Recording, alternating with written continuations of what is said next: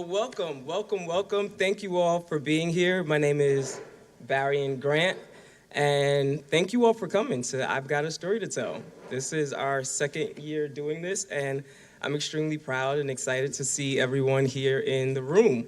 We're gonna have a fun day. We're gonna be hanging out until 6 o'clock if you're down for it, but we're gonna have 2 panels in the morning.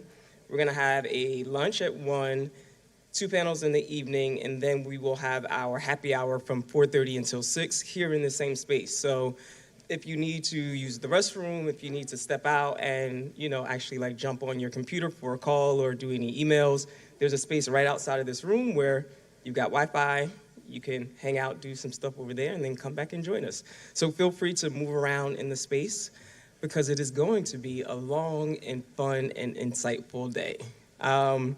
Once again, my name is Barry and Grant, and first I want to start out by thanking all of the partners who are working with us on this year's forum. So first and foremost, of course, there is the Hub Project, and in addition to the Hub Project, there is Navigator.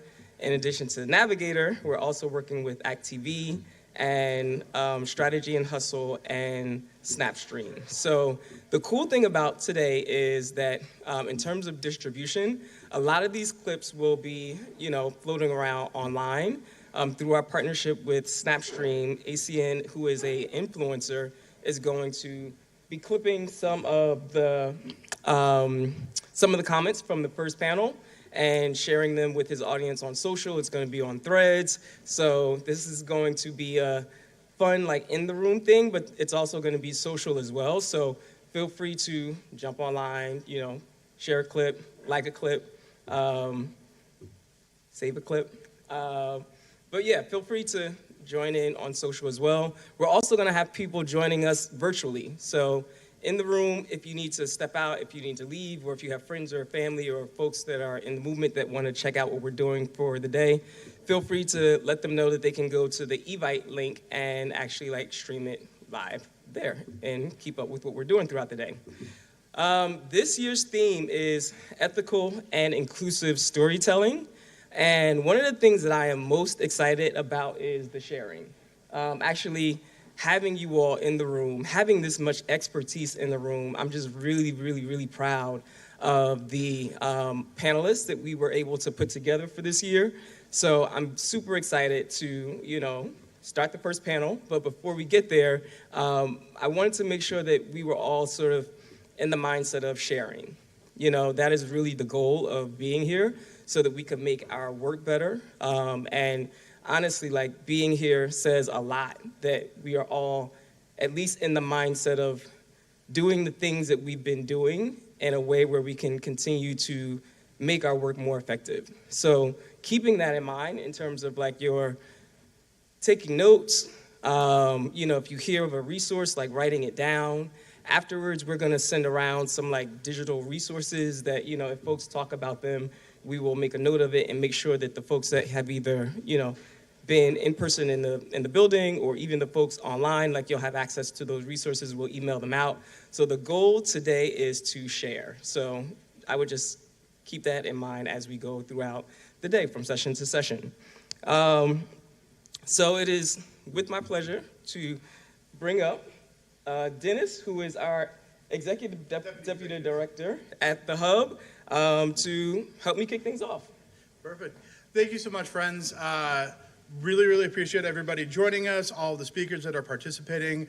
Shout out to all of our folks online who are participating on YouTube, on Twitter, on Facebook Live.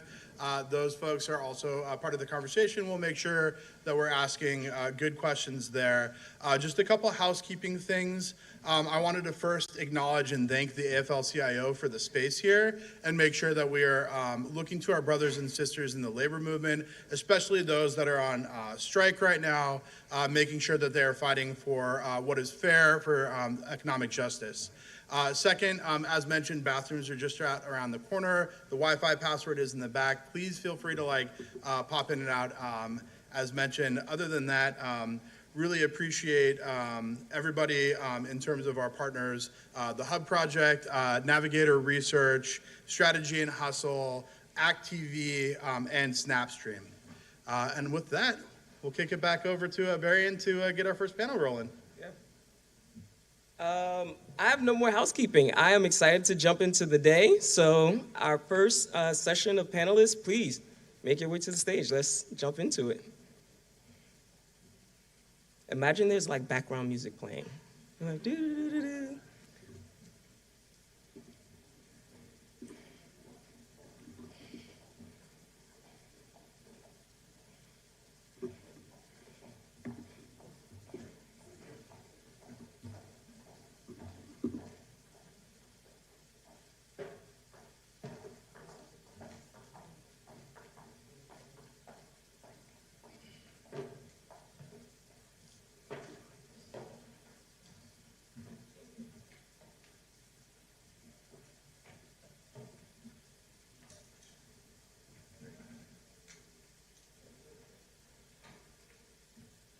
Everyone hangouts.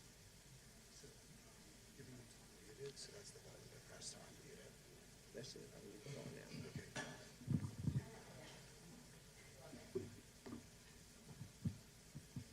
Oh. Are we using this one as well? Or no? We can keep that one stationary.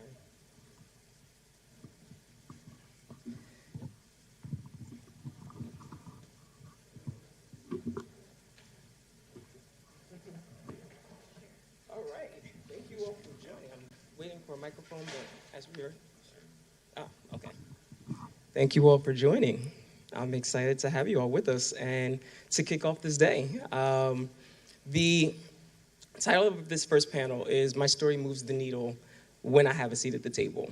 The when I have a seat at the table part is the part that I really want to get into. And I would love to talk about this in a couple different ways. Really talking about having a seat at the table in terms of in executive spaces, you know, in the spaces that we work in, but then also having a seat at the table in terms of the work that we put out into the world, you know, the representation, actually like people seeing folks that look like them, that have similar experiences to them, when we're talking about the work that we do for campaigns and actually like publicly sharing or storytelling or all of the things that we do, making sure that when people look at the work, that they feel reflected in it. So can we first start with a round of introductions so everyone knows who you are and which organizations you're representing? Good morning, I think it is still. I'm Tristan Wilkerson. I, while an Arkansas native, have been in DC now since 2010. I am the CEO of TR & Co., Think Rubrics & Company. We're a social impact firm that practices social innovation. We're really just a team of creative strategists and, you know, intelligent misfits who really do look to bring marginalized communities into the middle of public discourse and dialogue. And that's what centers and grounds our work. And I'm really pleased to be on this esteemed panel today. Thank you. Thank you. Good morning. It's so nice to be here and to be here on the stage with all of you. My name is Christina Coloroso. I'm Executive Director at Analyst Institute. We are the centralized research hub for the progressive and civic engagement community. And I'm very excited for this conversation this morning. Thank you. Hi, everyone. Melissa Morales. I'm the founder and president of Somos Votantes and Somos PAC. We are a set of Latino-focused organizations that really were born out of an idea or a question of what could our government, our policies, our country look like if people like my family, the people who lived in the community that I grew up in, really believe that government can and should work for them. How would that shift the conversation? And so that's exactly what our work is focused on. And I'm excited to be part of this conversation today. Hello, everyone. Thank you so much for all the organizers here that helped put this together, amazing panelists, and thank you to AFL-CIO for hosting us. My full name is Maria Fernanda Zacarias, but I go by Marifer or Marifer, and originally from El Paso, Texas, and kind of similar to everyone, our passions brought us to this space. I'm the National Engagement Director at the Democratic Congressional Campaign Committee, DCCC for short, and we really focus on engaging and doing our authentic outreach to our voters of color. So very excited for this conversation. Hi, everyone. I'm Nick Jordan. I'm the Executive Director of Aspire PAC. Aspire is actually the campaign arm of the Congressional Asian Pacific American Caucus. I'm actually the first Executive Director in our organization's history, so very excited about that. We currently have 21 members of Congress, but obviously our mission is to increase that number, and also looking at communities across the country where there are strong AA and HPI communities. We seek to engage them, to turn them out, to make sure they're hearing from us. And yeah, very excited to be here and with all of you. Thanks everyone for joining. We're gonna jump right in. Merfer, I would love to direct my first question to you, but it's also a free-for-all. So, sometimes I'll pick a person to answer the question, but I'm also presenting these questions to all of you as panelists. But specifically, I would love to get your take on this first question. This panel is about specifically having a seat at the table, and I'd really be interested in knowing from your perspective, what does that mean in your role, or what does that even mean in the work that you do in general?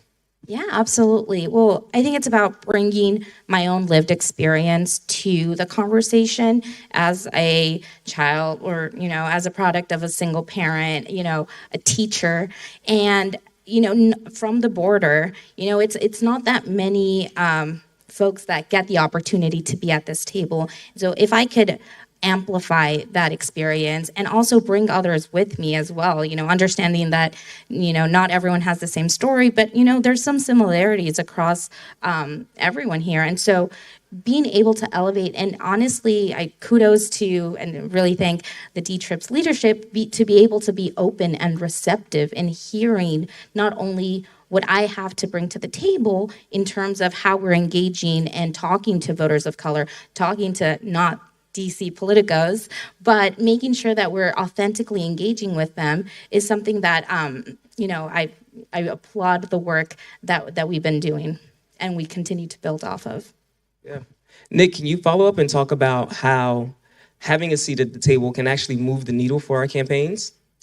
Yeah, so I actually think back to my own experience, my first, when I moved to DC, my first organization I actually worked for was the DCCC. That was way back in, 2015 cycle. I don't want to date myself.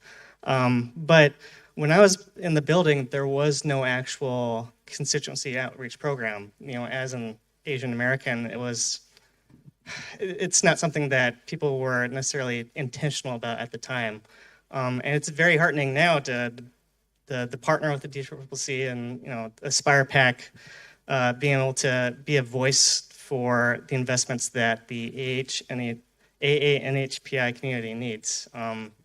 It's very meaningful, and yeah. What can you say that you're seeing now that you weren't seeing when you were starting in your role in terms of making sure that people have a seat at the table and that these campaigns that we're working on are actually inclusive? That's for everyone. I'll jump in there. So Analyst Institute's work is very research focused. We have lots of partners in the room, but for those who aren't familiar, we support organizations who run program and fund program in using research to measure and grow the impact of their own programs. We've been around for a while, and I can say that over the last decade or so, the research community, speaking broadly, has gone from a place that is, stereotypically very, very white, very male, very academic in its nature. It's a lot of PhDs from various fields that have been brought kind of into the applied political space. It's gone from that kind of mode to a more inclusive and accessible, as we like to think about it, research table that we really do try to make open to all. And there are two reasons for that we're very focused on. The first is a strategic imperative. So the idea that if our goal is to lift up strategies and tactics that move the needle, we have to be starting from the widest possible array of theories of change, tactics, ideas, et cetera. And the second is really to go back to this idea of learning being a collective experience, that we all learn from one another, and that even though campaigns kind of come and go, hopefully our knowledge base builds, and we, in all of our capacities, are able to run even more impactful program that next time around. So for our perspective, that shift in the kind of research landscape and the new kind of non-traditional, if you will, ideas that have been brought to the table by virtue of the learning table being more expansive and accessible has been a really big change that we've seen. It's something we're very proud of and something that we continue to push into because there's a lot more room to grow.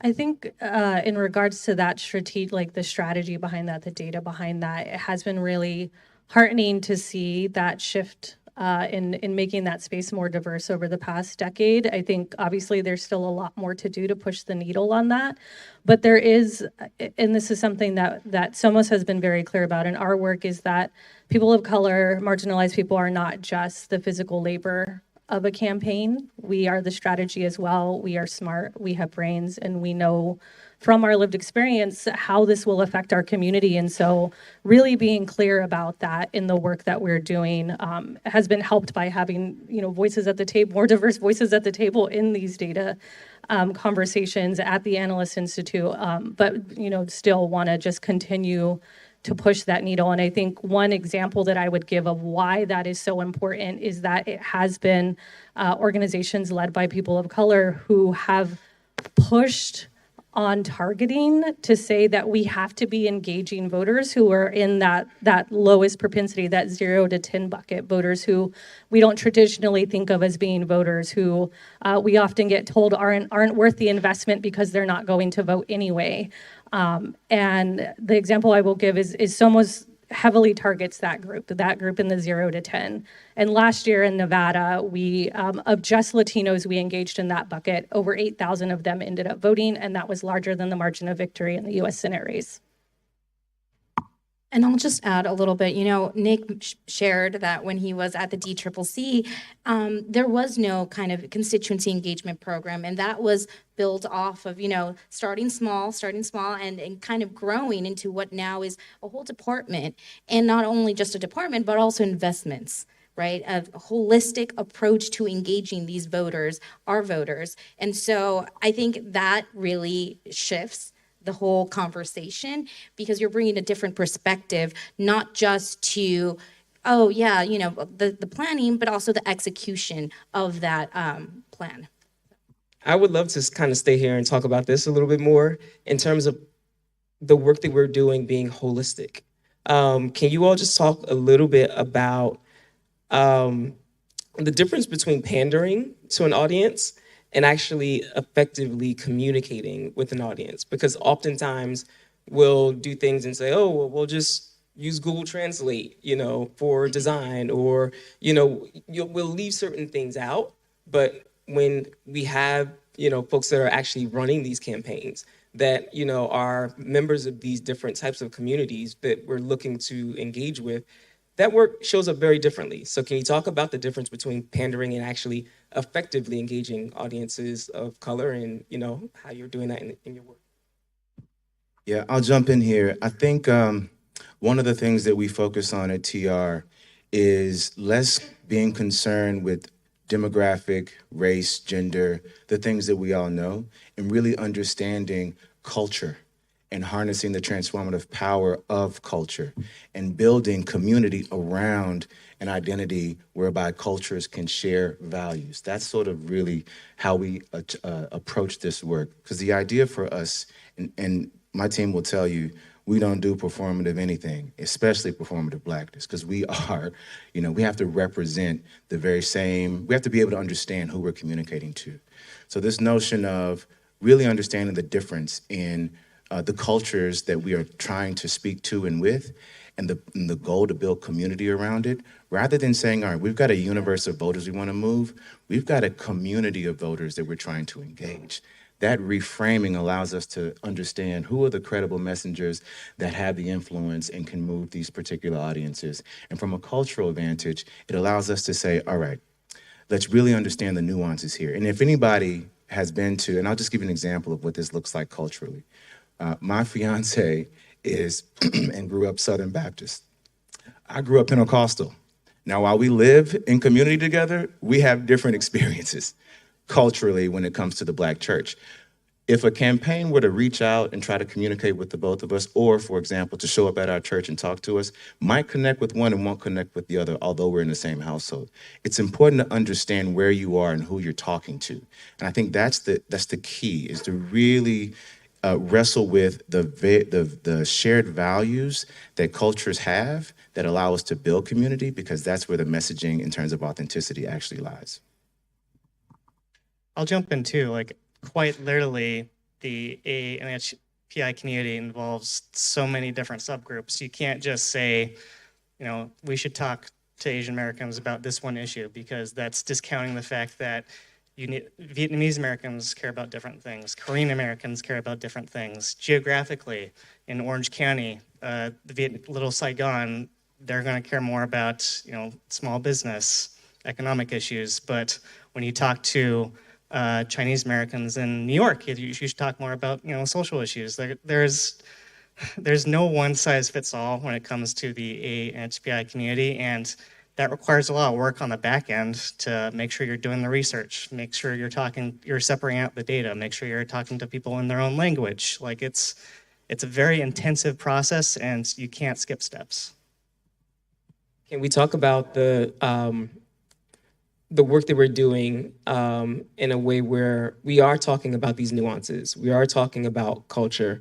We're not asking, like, the Black people, the Black healthcare questions, the women healthcare questions, AAPI community, in those ways that we just spoke about. Can you talk about how we can build something that is more supportive of our storytellers and actually looking at them in ways where we're thinking about these nuances? To that point, I would really agree with everything that's been shared so far on this panel. I would add to the conversation the importance of audience listening and community understanding as part of the message generation process, right? Not just the community to kind of be on the receiving end at the very end of a process that might be, Washington, D.C. consultant driven from A to Y, but then Z comes in, and that's the translation part. I think that's where the messages often fail to move the needle, but risk a lot of backlash, harm, and at the very least can come across as just disjointed, disconnected from the culture and the communities that one is looking to engage. There are lots of tools for this now, thankfully, everything from audience research to social listening to even just developing partnerships. And this is obviously, time and capacity intensive, but to develop partnerships with thought leaders within the communities that one's looking to engage. And I think if organizations are willing to invest the time to do that in an ongoing and a sustainable way, it allows content messaging to be generated on kind of a continual iterative basis, as opposed to needing to be kind of sourced or plucked or imposed on a community at the very end of a process.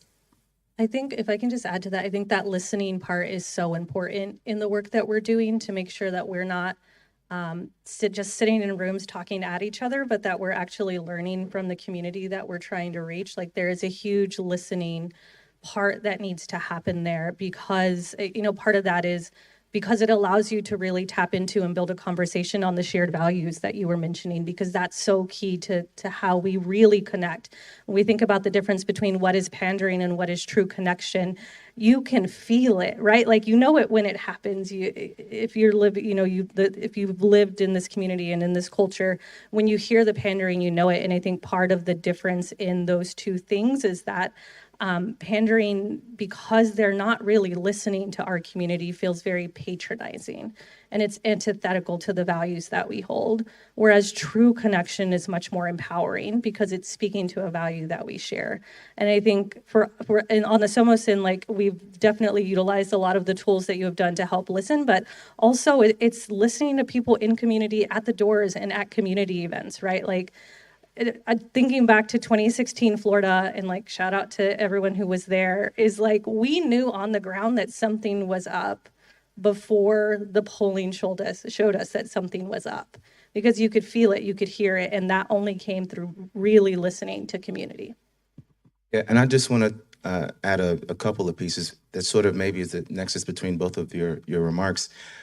you asked the question, how do we build it, the platform that does the work to ensure that there's actual inclusion? Barry, and I think what happens often is we miss, especially in the progressive spaces, the tie that binds, the values.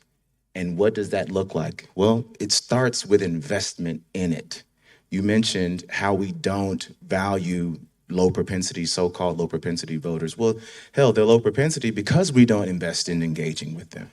And so if you ask me, first of all, I've got some low propensity voter friends, and I'm not getting paid enough to convince them that they're worth it and of value to be able to go ahead and participate when they're right. No one is actually doing the work to value their thoughts and opinions and their lived experience. And because we haven't sufficiently, I believe, invested in engaging, we completely miss the opportunity to develop strategy and to build campaigns that are wholly inclusive by centering in our minds, bringing folks from the margins to the middle. And that gives you better policy. It improves democratic participation. We see it on the economic participation front. And honestly, I don't know how many more elections it's going to take for us to figure it out. Like, we need more people, poor, underserved, disadvantaged, distressed, to participate. Otherwise, we will continue to see outsized harm perpetuated, and we'll see results in elections that none of us really want to see, because we aren't really thinking through what it means to be fully enfranchised. And I think that's the thing. Values require investment, and that is what's been missing. Well, we've seen the results when this is done, thoughtfully, when it's done where we're actually like leveraging the data and the research, where we are working with our comms teams about how we should message these things to different communities. What advice would you all give to folks that are, at the executive director level, or folks that are working on campaigns in communities where it's a very small team, or their budgets are very limited? How do we actually make this argument to them to actually be included in this work by explaining to them how it can actually move the needle, but it's an investment, and actually like encouraging them to make that investment? I defer to the data, the science. Okay. I mean, I'll speak from the DCCC's perspective and kind of our mission to win competitive House races. And really, I think when you look at the battlefield, it's a majority minority battlefield, right? Over half is predominantly voters of color, populations of color. And so I think the argument, sorry, excuse me, getting over a cold. But I think the argument here is not so much as they're important, it's how, right? How we're engaging them, how we're meeting them halfway, how are we meeting them where they're at, right? We talk about a holistic approach. Let's go beyond just organizing and field. Let's go, obviously organizing wins races, but going into paid media, persuasion, what is your persuasion program? Being creative and thinking outside of the box when having these conversations with voters. And to your point of, sometimes, money's tight, and it is getting out there in the community, having validators, surrogates, community leaders be vouching for you or making that introduction to candidates, to campaigns.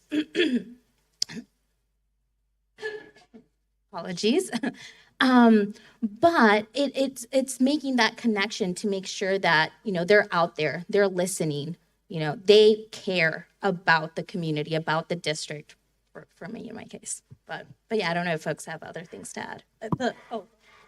I'll be brief. I think there are two things that we've got to be mindful of when you say, how do we craft the strategy and do the convincing? Well, I think the first thing is to understand this requires building an economy of participation, all the aspects of it, right? And that will look different in different places. But to understand that that's really the challenge. And then two is to play the long game. Let's not do this election to election. But let's say we want to do the work of fully enfranchising our communities and marginalized communities over time to ensure that they go from low propensity voters to super voters. That's sort of the approach that I would encourage those leaders in the rooms who are struggling to make decisions is, let's just make sure that this approach is a part of your 10 and 20-year strategy, not this cycle's strategy. I'll just say anecdotally, I kind of think back to 2018 when I was managing a race in Southern California. We purposely tried to knock doors at a lot of low propensity Latino and Asian American families and voters. And I can't tell you how many times they would answer the door and be so surprised and so happy to see someone talking to them. And all it took was a 5 to 10 minute conversation, and they were pledging to, support the candidate. They were pledging to turn out and vote. They wanted to know what they could do to be more involved. It's a very, I kind of think of it in terms of the return on investment is so good, because these are voters that are just aching to be contacted. I look at the AAPI community. You look at, across the board, the majority of them are not contacted by either party. So that's a lot of folks that are up for grabs, that are susceptible to our messaging and our values that we should be aiming for. And I just want to add, I think for as a message to EDs of organizations who might not have budgets big enough to do all the things that they want to do is that just by nature of being an ED of that organization, you are bringing with you the voices of your community, and it is a community you know better than anyone else. And so just taking that to heart and really remembering that your budget might not be as big as others, but you have just as much expertise, you have more cultural competence, you know your community better than others do, and so your work is so important that it keeps going. I mean, so many of these races are won and lost on the margins, and that affects policies that then go on to affect people's entire lives, whether people have healthcare or not, whether people can afford childcare, all of these things that can really be shaped by one conversation at the door. Yes to all of this, and I would add that I think these days it is impossible, if not exceptionally rare, for a persuasion program to succeed in marginalized or historically ignored communities if the lead-up process to that campaign has not been inclusive, culturally driven, community-oriented from the very beginning. And with that in mind, for leaders of organizations, executive directors, I think the mindset shift that needs to happen is to no longer view this inclusivity focus as an add-on. It's not a luxury, it's a strategic imperative to make sure that you are truly moving the needle in the way that you desire. And if that's kind of the external component of this conversation, internally, what I think that means for leaders is to view this cultural and competence piece, this having staff who are from and rooted within the cultures and the communities. I think too often those are dismissed as, again, kind of luxuries. They're soft skills. They're not necessarily tied into the core strategic value of the program or the organization. And I would just really challenge that bifurcated mindset, because it's just not true. And the connection between internal inclusion practices and external inclusive and impactful program is just clearer than ever. I think the research makes that true, but so too do the examples of everybody up here. And I would really push us to challenge that mindset. Thanks everyone for the answer to that question. We are about to open it up for a Q&A. So if folks in the audience have some questions, this is your opportunity to ask questions of the panel. One thing I want to add to what you all said is just the beauty of just looking across this room and looking at this panel, right?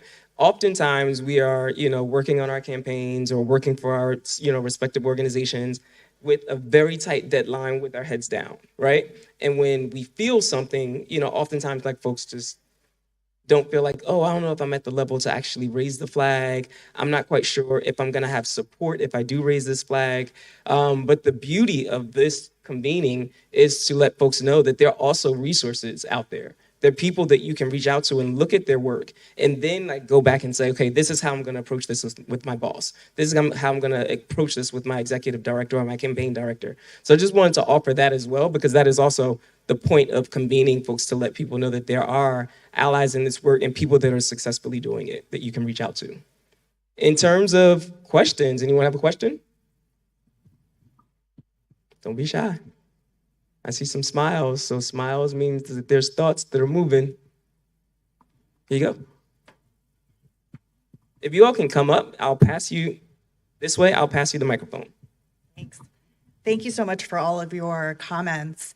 I have a video production company, and our goal is to empower women both in front of and behind the lens. And we create, this incredible messaging specifically about reproductive rights.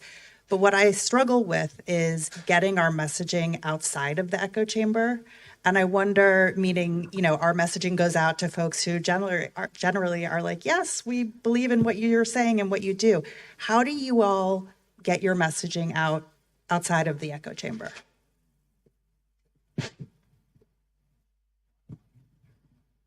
Good question. I would say for us, it starts with that listening that we were talking about, right? And for the work that we do, that generally happens more at the door at community events. But the way, especially for issues like reproductive care, like abortion, that can feel very hard or tense to approach in community because you don't know what people are thinking. If you are listening to people and you're allowing them a chance to actually talk, it will come up, trust me, right? Like they're hearing about it, they have questions, they don't necessarily know what things might mean, how it might affect them. And so I think as much social listening, community listening as you can do, it is so important. And then what we found that really helps the message, like people to start echoing the message, is to echo the language that they are using to talk about it. How is community talking about these issues? We should be talking about that. We should be using the same language and the same words, because sometimes by the very nature of the terminology we're using, we're not allowing people to echo or repeat a message that we might want to get out there. Yeah, and I'll just add, beyond that, the social listening aspect, I mean, a lot of the research that we do, both qualitative and quantitative, kind of point to your point, kind of using their own language, kind of hearing from them.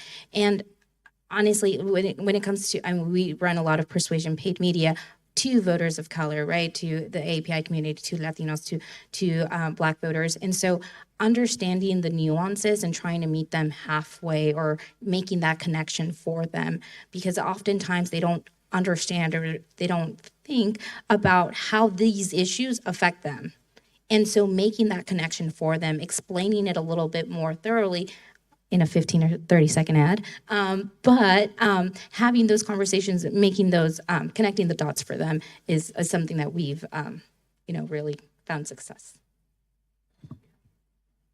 Well, I mean, actually, this is hyper-specific, but this is actually something we partnered with the DTRIP last cycle, is actually looking at how choice is very much a driver for a lot of API voters, especially even older generation, more conservative voters. It's not necessarily something you would think they're amenable to, but, doing the research on the back end, understanding, the platforms that, first gen or second generation older API voters will consume information on, understanding how to frame the issue properly for them. For the older voters, they view it less as necessarily a choice issue, but more of they don't enjoy the idea of government dictating their own healthcare decisions. Just knowing how to frame the message properly for them. Well, I just want to piggyback on that really quickly, because that brought up for me something interesting we found with the Latino community as well, which again, there's traditional wisdom out there is like, oh, it's an unpopular issue we shouldn't be talking about, which is bullshit. But I think what was interesting for us is that when we frame the issue from a fear perspective, it turned people off, right? Like, this person's coming to do this to you. It scared people, and that's not a huge positive motivator, obviously. When we framed it as we need to come together to protect this, right? That's empowering. You're taking action to do something about this, and that was much more effective for us in the Latino community. That's great. Any other questions from the audience?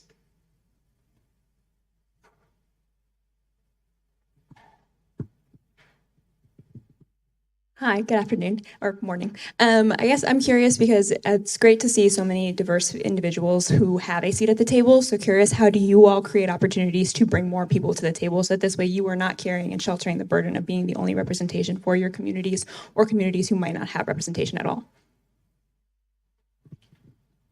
I love that question because I don't think, and maybe this is where you were going, maybe not, but having a seat at the table isn't for me, right? Is I don't represent Black people, Black men, and all whatever. I represent really a set of values. And ultimately, those values are rooted in inclusion. They're rooted in difference. They're rooted in this sort of getting to the tension that helps us clarify what we should do in terms of strategy, et cetera. So to answer your question directly, I'm very clear that in any rooms that I'm in, it's important for me to drive those values to say, you know, how best do we engage this community? Who are the folks that represent, you know, when we run campaigns and you need to engage and move a particular group of people, you don't parachute in and tell them what to do. That's the wrong way to do it, right? You look for folks who have been doing the work and you invite them in to share how best we can amplify that work. That is really the attitude about being at the so-called table.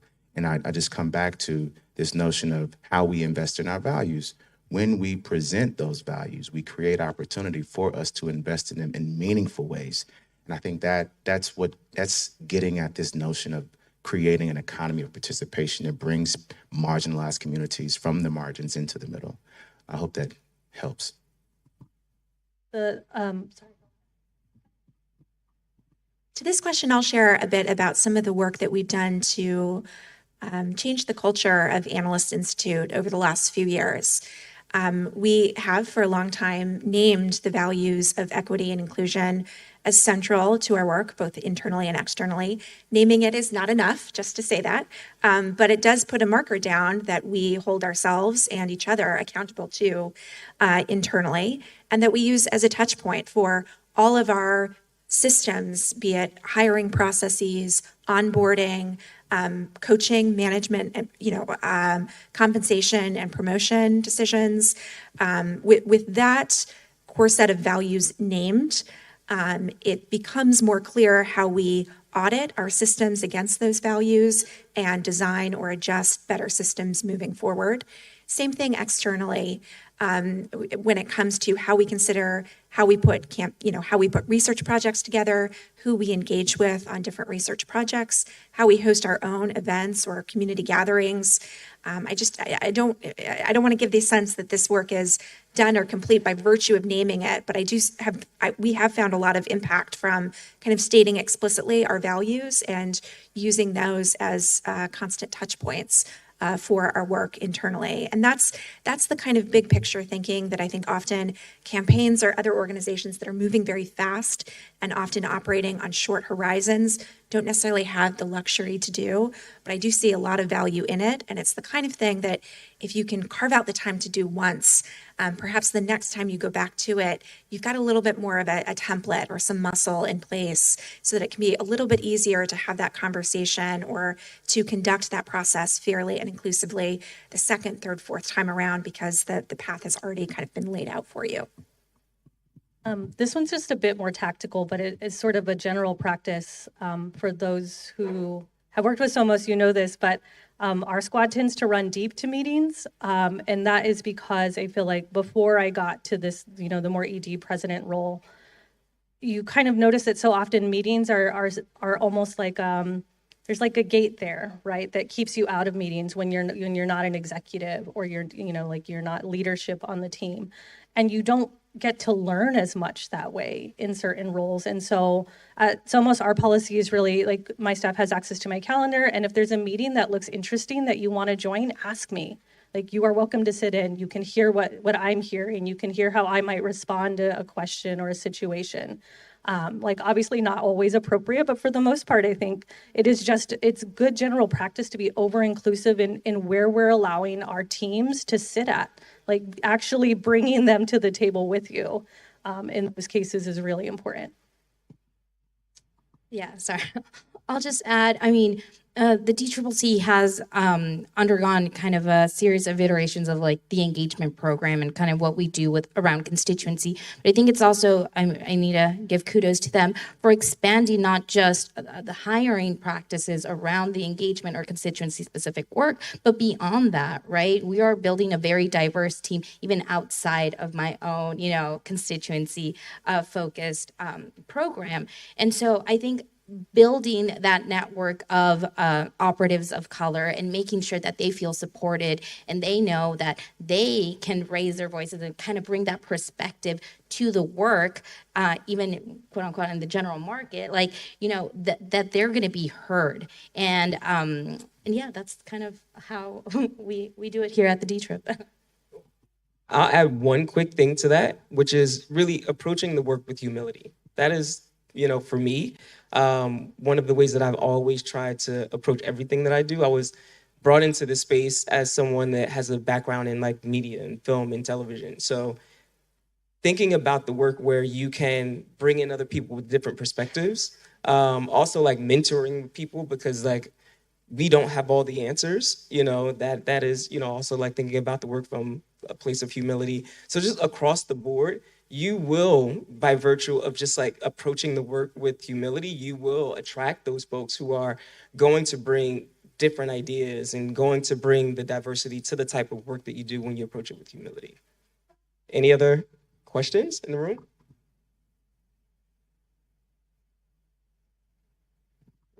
All right. Well, that's it. Thank you all so much. Thank you for the questions. Nick, Mariper, Melissa, Christina, Tristan, thank you all so much for participating. Thank you for sharing your knowledge. Thank you for being here. And please network and hang out with folks in the room and keep doing what you're doing. Thank you so much. Oh, yes. Socials? I'm on a social media fast, but you can follow TR and Co on LinkedIn primarily, and then every other social space. There you go. You can find Analyst Institute at analystinstitute.org. We're kind of old school like that. To get full access to all of our research, trainings, reports, et cetera, sign up to join the Analyst Group. It's our completely free to join network of researchers, experimenters, programmers, and funders. You can list my name as a reference and we'll fast track you into the group, but that'll give you instant access to everything that we've got to share. Website for Somos is somosvotantes.com. You can also find us on all socials at somosvotantes. Yeah, D-Trip is dccc.org. You can find us on Facebook, Instagram, Twitter, or X. Yeah. Anyway, and TikTok now. So we're putting out content there as well.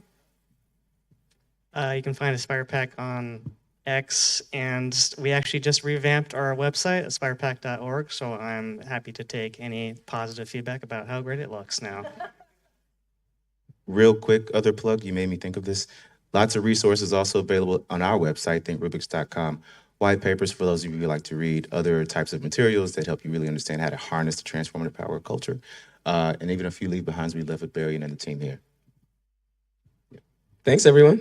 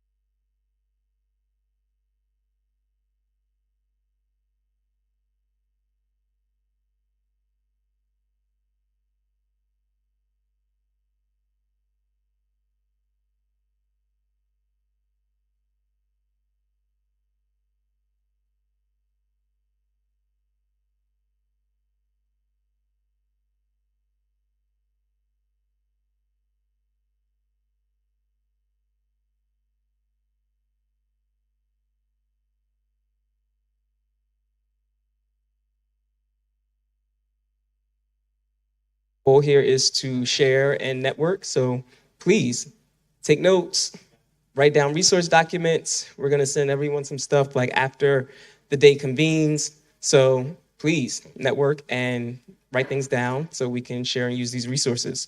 Up next, we're gonna have Ian Smith, who's gonna be moderating our panel. It is called My Story Ethically Changes Public Opinion. So without any further ado, Ian and panelists, come on up.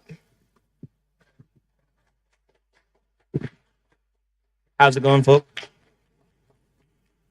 Can folks hear me? Is this thing on? There we go. How's everybody doing today? Good, good, good. So this panel is called My Story Ethically Changes Public Opinion. And we have some great panelists on today to kind of talk about public opinion, how it shapes diversity in this space, how we're talking to diverse communities, and how our story has affected how we've approached public opinion, data, polling and analytics, et cetera. My name is Ian Smith. I'm Director of Polling and Analytics for Navigator Research. And I'm joined here today with a suite of great panelists, and I'll have them introduce themselves. I'll start with Maeve. Great, thank you. I'm delighted to be here. Our instructions were to tell you a little bit about our story before we dive into the story of data. I'm a first-generation college student. When I was growing up, we moved around a lot. I lived at 18 addresses before I turned 18. I applied to one college because my guidance counselor filled out the application. I got in, I went, and I looked like I belonged. And I try to never forget how much easier it was for me because I looked like I belonged there, even though I felt like a fish out of water.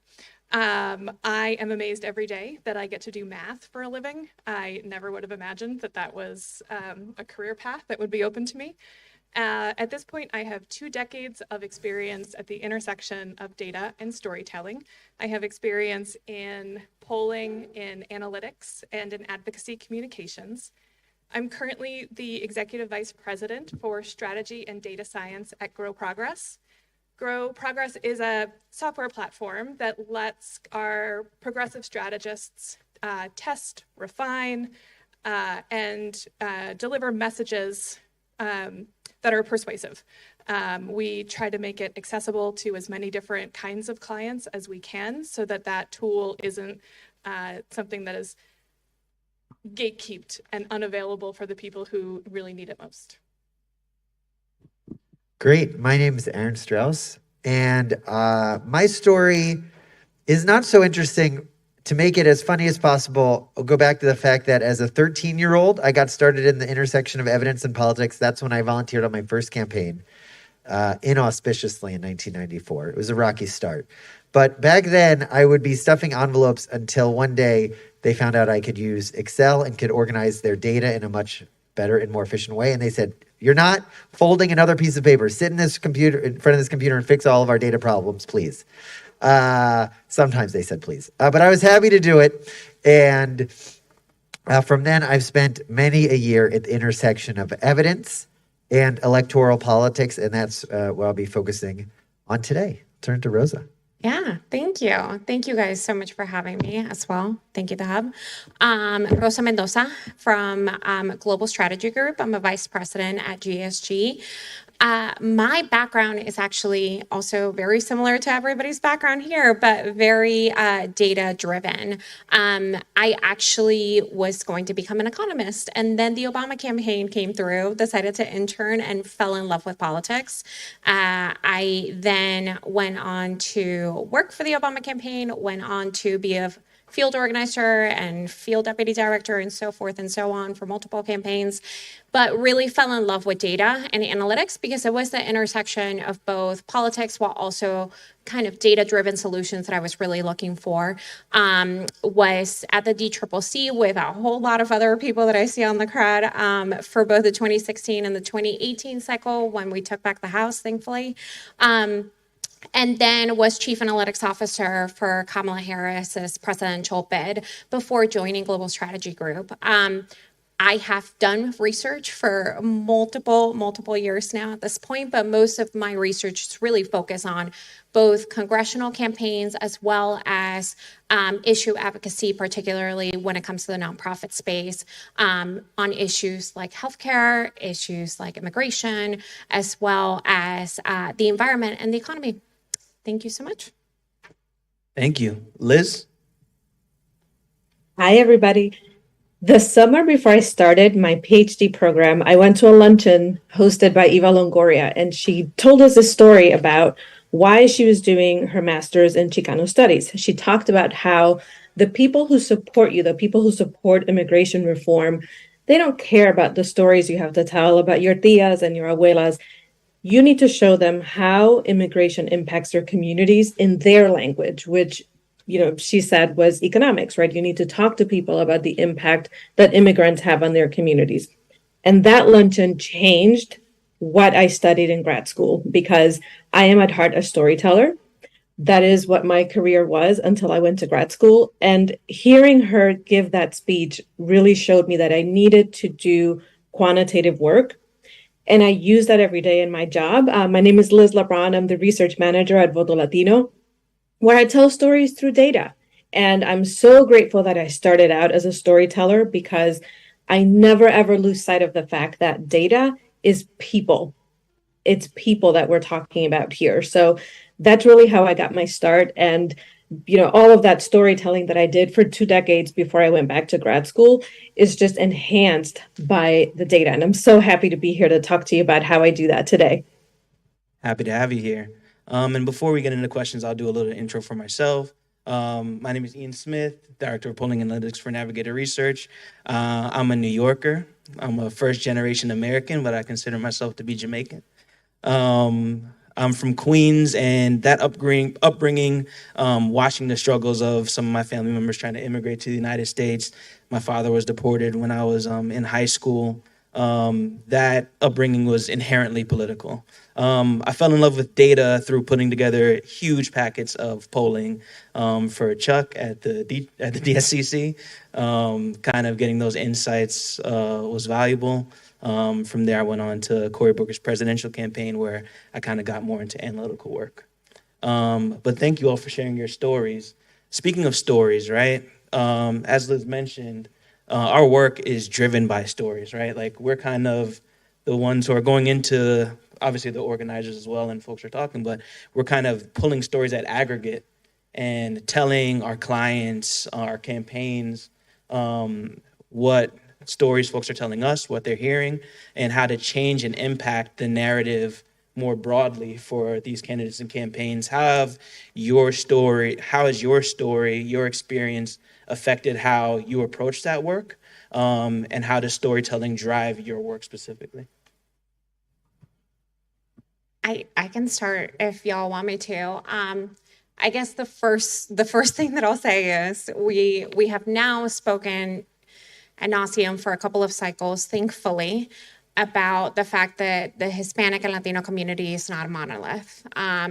And that is something that I experience on a daily basis with my friend group when I have Mexican Americans, and I am by myself Venezuelan, but Colombian Americans and Cubans and Puerto Ricans, in which we do not understand each other's dialects when we're even having a conversation in Spanish.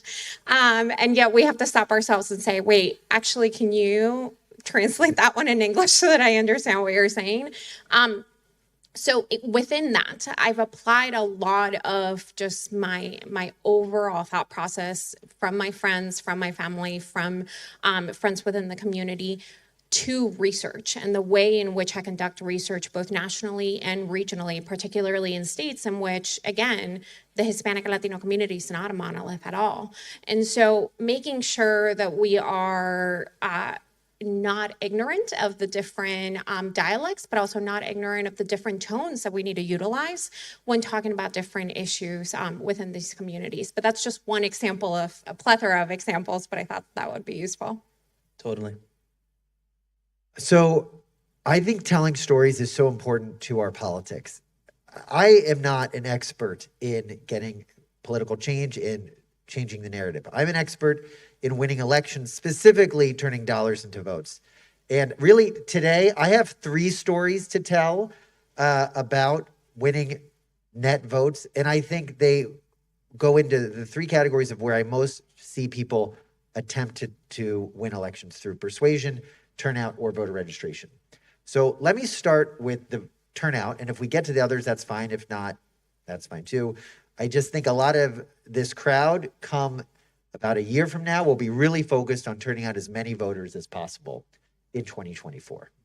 So let me tell you a story. Cast your minds back to the wonder years of 2012, when people still picked up their phones to answer surveys when folks called.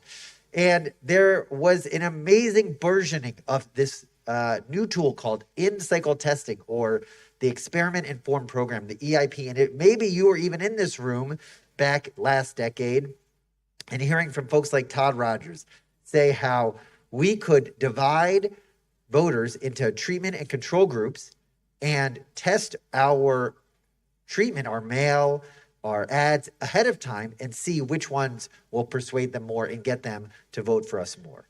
And it worked amazingly well. It validated. It was a revolution in the persuasion space. It's why organizations like Grow Progress exist. It was fantastic. And people said, well, if it works so well for persuasion, let's apply it to turnout. Now, the problem there is that for persuasion, you can ask, who are you planning on voting for? Obama or Romney? But you can also ask, and that's a pretty good self-report of what they're feeling. You can also ask, do you intend to vote? What's the likelihood of you voting? Are you enthusiastic about voting? Do you fear that the other side will win? There are lots of questions like that you could ask to try to apply in-cycle learning to turnout, to know exactly what to talk about right before Election Day with your GOTV messaging. The question was, would that validate? Would those metrics, those questions on a survey, correlate to changes in behavior in the real world? Did the research? And the answer was no, they do not. And it is really quite unfortunate, and it's a stumbling block. And here is where the ethics of the panel come in. Even though we have hundreds upon hundreds of real-world experiments in the Analyst Institute repository, and as Christina mentioned on the last panel, analystinstitute.org/join. If you are in this room or on Zoom and not already a member, ethically, it is your ethic responsibility, I tell you, to change that right now. And go there and get into that library of hundreds upon hundreds of turnout experiments that show what actually changes a person's behavior from not voting to voting in the crucial elections that are coming up to really stop the fascist Republican Party. We're being perfectly blunt about it. And too often I see people out there in our community trying to do the easy thing, which is, I have a fun message that just came to me, a shower thought, and I was like, oh, I want to test it. I'm going to put a treatment group and a control group. This is going to be so motivating, this message. And I'm going to ask people after they hear the message or not, do you plan on voting? Or how enthusiastic are you on voting? And I'm going to get that result, and it's going to be positive, and therefore I'm going to run with that GOTV message, and I'm going to run with it in October and the beginning of November, and I'm going to move people's votes. Even though the evidence, the hard evidence of real-world tests in the Analyst Institute repository would say that's not the best way to increase votes. That's not what you should do. I see too many people shortcutting the hard truth of what those gold standard tests tell us, and instead doing the easy thing. And that's my story about how to ethically use your story in your line of work. And please go to the gold standard evidence and base your turnout programs on that, and you will net a lot more votes, and we will win a lot more elections. Thank you. I would also like to win elections. I went to elementary and middle school in the 1980s. Shocked face. That meant that as a girl, people assumed I couldn't do math. And then when I got to college, people assumed that I would belong there because I looked like I belonged there. We are all, to some degree or another, the assumptions people made about me were very benign. Others have much more harmful assumptions made about them. And data is the best way to challenge assumptions, benign or malicious. When I started doing this work, almost all decisions were made by middle-aged white men and their guts. We have moved a long way from that now. We make a lot more decisions based on data, and that is all for the best. Very cool. Thank you. Liz, Rosa? Yeah, so Aaron, I think you're a much better storyteller than you give yourself credit for. So I would add to that, when you're looking at data, it's important to remember that, yes, data can tell you the direction that you should go, and, there's best practices, but there's more to it than that. At the core, you're still talking about people. And I'll use myself as an example. We just did an experiment in 2022 with the Analyst Institute, plug for the Analyst Institute again. And one of the treatments was not successful, right? And somebody at a conference where I presented this work said to me, "Oh, you refer to Latinos as Latinos. What if you had called them Tejanos?" Of course, thinking back on it, duh, right? But all of the data suggested that the treatment we had should have worked, right? But it's that nuance that Rosa was talking about, right? That you really have to get into. And when you're telling stories through data, you have to remember that you're still talking about people, and there's always bias in some way, even in the data. So it's a combination of things. And of course, you should look at best practices, but there is a little bit more to it than just looking in to see what best practice is. There's more to it than that, especially when you're talking about marginalized communities that are not as well understood and maybe not as well represented in some of the repositories and some of the data that you're looking at. That's helpful. Thank you. I think when we're talking about some of those marginalized communities and looking at the data, whether it's we love our scores, our turnout, our persuasion scores, we're kind of looking at results to place our money in the right places or make recommendations about how our campaigns should be placing their money. I think we do fall into traps, right? Like I've been in rooms where I've had to recommend with the money we have to talk to these specific groups based on our goals. How do we, and we talked about that a little bit in the last panel, about how some of the data that we bring back or the decisions that we're influencing can kind of stray us away from these communities. But I do see that changing, and I do see that there's a push to change that. How can we avoid some of those traps where we're not talking to, in the swing district, the Black community there, because the persuasion score is low, the turnout score is low, whatever? Or, how do we break that short-term mindset and use our data to kind of build these communities and point our campaigns in the ethical direction, not just the efficient direction? You have to use more than data to do that. There is a lot of systemic racism and sexism built into a lot of our persuasion scores and our turnout scores because they are built on historical results that reflect voters' racism and sexism and other things. And it's important to always remember that the data is connected to humans, right? When you divorce data from humanity and from the people that you're trying to reach, when you create distance between the data and the story and the person, at that point it's just numbers, and numbers are not actually all that helpful on their own. Totally. I think apart from that, it's also not marrying yourself to one data point, but rather take all of the tools in your toolbox and utilize them all at once. I think it's a lot of different pollsters will say, live and die by my poll. I am not that pollster because I also come from the data and analytics side where I would use polling as one of the 10 different tools to look at. But yes, I think a lot of the different models are extremely useful, but we also have to take into account when was the model updated? What type of questions did they utilize to update said model? Sometimes utilizing the voter file raw data might be more helpful than actually utilizing the model when targeting voters. And so it's really taken into account all of the different data inputs that you have to make a strategic and sound decision based off that point in time that you're currently in.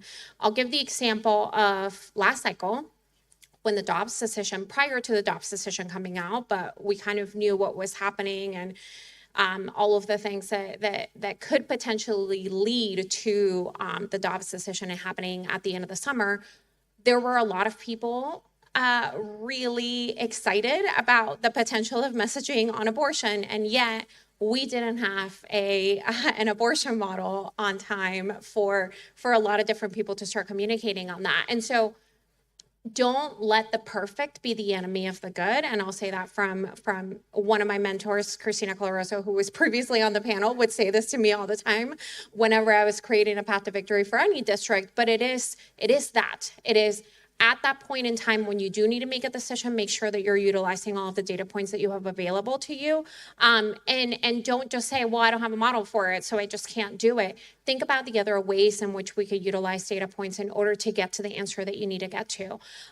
One of the things that we've been doing in polling that we've been recently asking is about media consumption, which is great and dandy, but we have raw data media consumption from vendors that we can actually utilize. So most of the time when I'm doing a poll and I'm trying to cut down time on one, completion rates, it's gonna be really hard if a poll is over 18 minutes long, but two, I'm trying to save my clients some money. I say, you know what, I would love to get an answer to this question. Let's instead use the TV vendors and or the digital vendors to get an answer for that, and instead use the polling for the messaging guidance that we really find crucial. So think about the different ways in which you could use other data points to lead to what you actually need to do at the end of the day.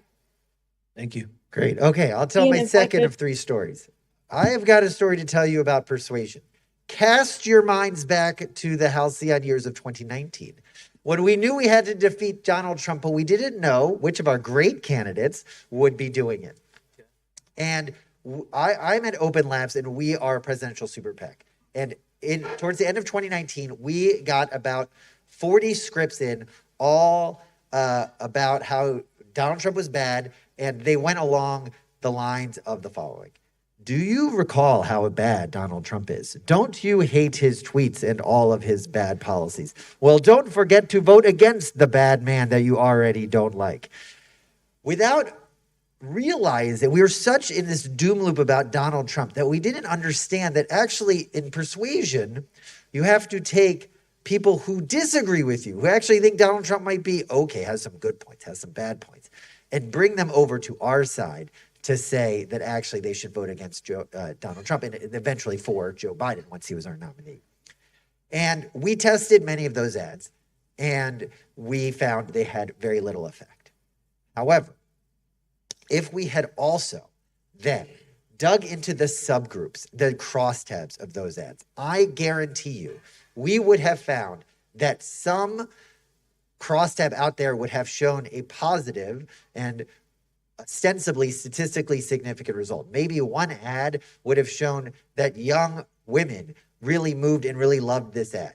But actually what we would have been doing is just digging for data and looking for patterns when really we were finding noise. A mentor of mine likes to say, don't chase noise. And that's exactly what we would have been doing. So your prompt about the different audiences we want to talk to, for instance, Black voters in swing states, stop using subgroups. If your ad is motivating Black voters in swing states, then do a poll of Black voters in swing states. Full stop. I challenge everyone in this room to stop using subgroups. And if there is a particular audience that you really want to go after, survey them. Have an entire full sample poll of that audience. Then you won't have to look at a subgroup. You'll know the effect of your ad amongst the target population, and you won't have to do any sort of ad hoc post analysis that will lead you astray, and you won't be chasing noise. Very helpful. Thank you. Yes, a hearty standing ovation to that. I would add two things. One is understand the limitations of your data and proceed accordingly. So, going back to the voter file, the voter file cannot be the be all end all of your outreach to people. Understand that the voter file excludes a lot of people because of systemic reasons, like there are some folks who have been excluded from voting, who are marginalized and pushed out of the voting system, right? So we can't just look at the voter file and look at those higher scores and try to reach those folks. Understand the limitations and understand that you have to go beyond it. I was doing a program last year and I got an email that there was an update to the voter file that could impact the number of Latinos by up to 15%. Those 15% of Latinos were there the whole time. The voter file just wasn't picking them up. And if I only looked at the voter file as a way to reach the folks I'm trying to talk to, I would be missing 15, plus % of the people. The other point I would add is data is nothing more than information. I think the word, data and analytics kind of scares people. Data is information, and information comes in many forms. Qualitative data gets a bad rap. Qualitative data may not be generalizable in the same way that a poll might be, but you can learn so much from actually talking to people. Our most effective ads last cycle came from deep interviews, long form interviews that I did with folks. Sometimes I would talk to people 2 or 3 hours. Did I learn something that applies to Latinos at large? Maybe not. But you know what? In those conversations, people used phrases and lingo and slang that maybe I hadn't heard of. Maybe a particular nationality within the Latino community uses a phrase that I'd never heard of. And I would miss that if the only type of data I looked at was polls. So, it gets a bad rap. There are people who really sort of turn up their nose at using focus groups or, doing interviews. There's so much value in there. And if you're trying to reach communities that we don't often talk to and who are not often represented in the data, doesn't it make sense to actually sit down and listen to them and see what they have to say? Can I add a follow-up to that? Absolutely. And I think Christina alluded to this on the last panel. I incredibly strongly agree, and particularly at the beginning phase of a research project. So doing those in-depth interviews and really understanding people's motivations, their values, before you launch into a large-scale quantitative study makes the quantitative data that you're able to collect so much richer and so much more meaningful and so much more connected to the community that you're trying to talk to. Absolutely. And we're talking a lot about talking to communities we don't traditionally talk to. And some of that is a money problem. Some of that is a complete problem, right? Aaron mentioned the great days of 2012, where people apparently picked up their phones and answered surveys. Even automated. I'll argue with you on that one. Yeah, occasionally. That's a fantasy land to me. But for $75 an interview. Yeah, right. Love that. But generally, when we're talking about talking to young Black voters, young Latino voters, young AAPI voters, across the spectrum, it's very expensive because it's very hard to reach these folks, right? So that's kind of a challenge we're dealing with. How do we improve that? How are we addressing that? What are some of the tactics you all are using to reach those audiences? Because traditionally, not only do we have to kind of, for a larger statewide campaign, use Aaron's method of maybe surveying the specific population, but then they find out that survey is double the cost. How do we kind of address some of these issues and get that data from the communities that we really want to talk to? Ian, do you mind if I start on this one? Absolutely. So you said something really important. It is expensive. But you know what's also expensive? Not reaching out to these people and getting folks in office who are, promoting fascist policies. That is a lot more expensive than running the poll you think you can't do and having the interviews that you don't think you have the money to have. So if we're talking about dollars and cents only, we are building in the bias against those communities. We have to move beyond that. Christina in the last panel said, this is not a luxury. Talking to these people is not a luxury. It is a strategic necessity. Credit to Christina at Analyst Institute for saying that. This is no longer optional. So if you think it's expensive to do that poll, think about January of 2021. How expensive was that? I love that. I also want to belie the impression that it always has to be really expensive. Back in the halcyon days of phone polls, a phone survey is $60, $75, $100 an interview. So to do a poll is tens of thousands of dollars. Now we have online polls, which have their own problems, to be sure. We can do that on a whole other panel, but we can also collect interviews for $3, $4, $5. They're not perfect, but it's better to talk to some people than to not talk to any people, as long as you have that mindset that this is not magic, this is math. I have to apply some common sense. I have to apply what I know about people on the ground, or what my client knows about people on the ground. Erin and I have a slight difference of opinion on oversamples. Grow Progress, we encourage people to do larger samples overall, but then look at the communities they're particularly interested in. It's sort of a trade-off between, do you spend a little bit of money on a lot of interviews, or do you spend a lot of money on a couple interviews? Either way, we do agree that you should focus on the people that you're actually interested in. But it doesn't need to be all that expensive. At Grow Progress, we can test a message for $500 and have results back in 24 hours. Where to start? Completely agree that it is extremely hard to reach each and every single community that we actually want to communicate with. Out of 2016, one of the things that we learned was that we weren't talking to Trump Republicans. And so we went through the aspect of maybe polling in different modes. That's where multimodal came in. Now we poll via text. We poll via online panels. We poll via still landlines as well as cell phones. Multimodal has now become an integral part of all of the polling, whether it's at congressional races or statewide races. I tend to agree with a need to do a focused poll on that community that you're genuinely wanting to gain insights from. Usually what ends up happening is that in the region in which you're looking at in the country, let's say a congressional district or statewide, if the population is less than 10% of the likely to vote voters, then at that point, it'll be hard to actually conduct an entire poll among that particular constituency because the N size is just going to be very small. You're looking at a poll of less than 400 voters, which at that point, if you're looking at it statewide, that's within the margins no matter what. So instead, that's when I would actually say that an oversample is actually better. At that point in time, you should talk to your pollster to make sure that maybe in order to do the oversample, you go lower on the overall base poll sample size. Instead of 500, do 400 and see whether or not it can afford you the capabilities of actually doing an oversample among that particular constituency.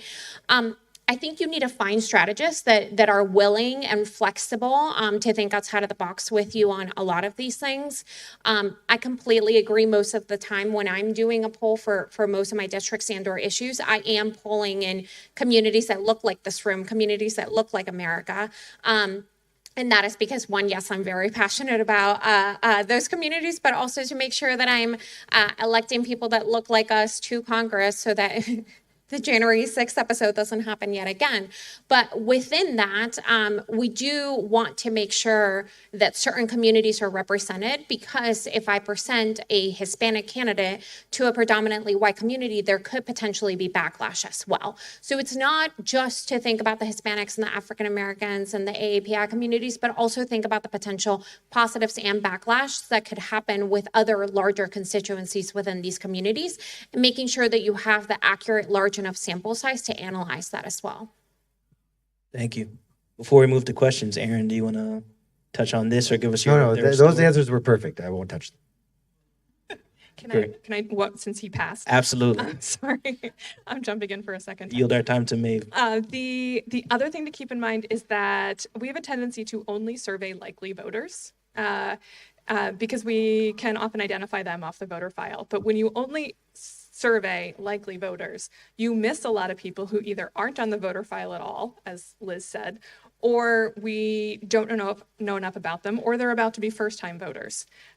So oftentimes it is helpful to start with either a general public or a registered voter and then narrow it down to likely voter later to make sure that you are understanding the views of people who you shouldn't assume that are going to go vote. Thank you. With that, we'll move on to questions. Does anybody in the audience have something you want to ask one of our panelists? A question that we haven't gotten to yet, as far as curiosity on polling and analytics. Yeah. Come on up. Come on up. Okay.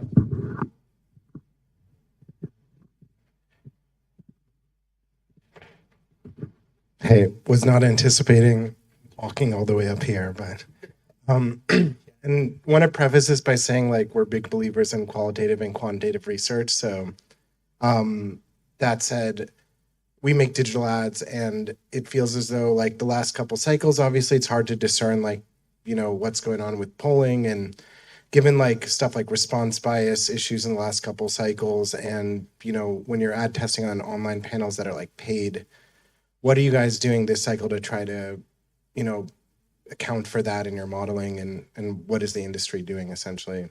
That's my question. I can start. I can tell you a little bit about the way in which we're testing messaging, at least at Global Strategy Group.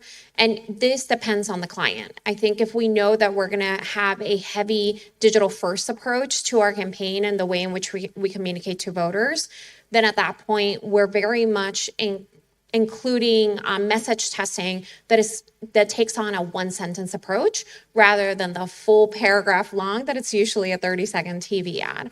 And so we've been doing a lot of that. We've been doing a lot of testing on character traits as well, because we want to land the tone of whether it be a digital ad or a persuasion ad, TV ad as well. And so within all of that, I think if anything, I would put it onto the digital teams to say, right at the beginning of research, if it is going to be a primary portion of the budget for that campaign, then we need to make sure that the way in which we're utilizing polling actually attributes to what you guys are going to be doing at the end of the day as well. But yes, looking forward to even more testing on that front. But that's one of the ways in which we're doing it this cycle. So I have two answers. One, speaking for my friends at our sibling organization, Blue Rose, it is difficult these days to capture the full spectrum of American opinions because some of it goes down the QAnon rabbit holes.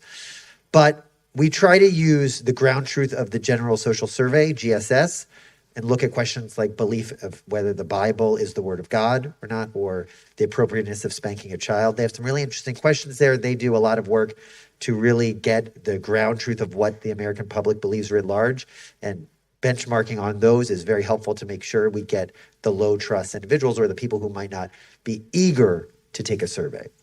Second part, though, is if you're testing digital ads, well, don't do a survey at all. Test your ads in the real world with YouTube brand lift, for instance, and measure as applied amongst the people who are seeing the ad. And that solves a lot of your problem right there. Of course, that doesn't help you with horse race, so you do need the first part of my answer for that and what Rosa said too. But that's the end of the day. If you're testing digital ads, that's what I would do. A couple of things.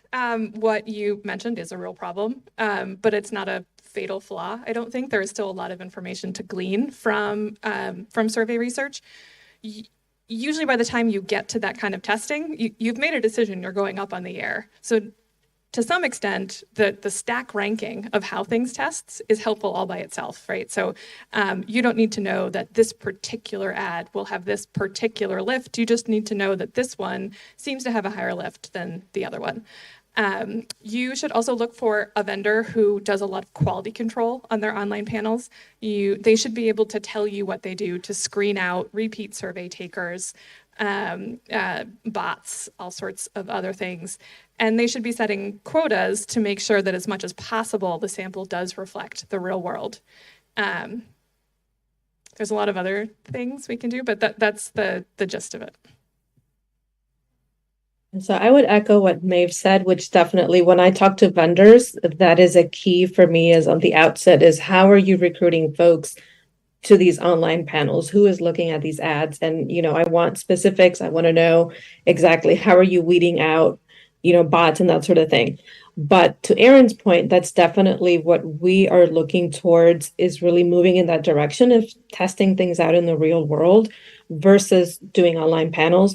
But the panels are really helpful in weeding out the content that isn't moving in the right direction. So in the last cycle, we produced 10 ads, we tested them with Grow Progress, and then we figured out, okay, these are the few that do the most movement in the direction that we're looking for. The specific number wasn't necessarily the driving force, but we knew that this other batch, just didn't have the same lift. So then we moved those on into the real world. So a combination of those three things.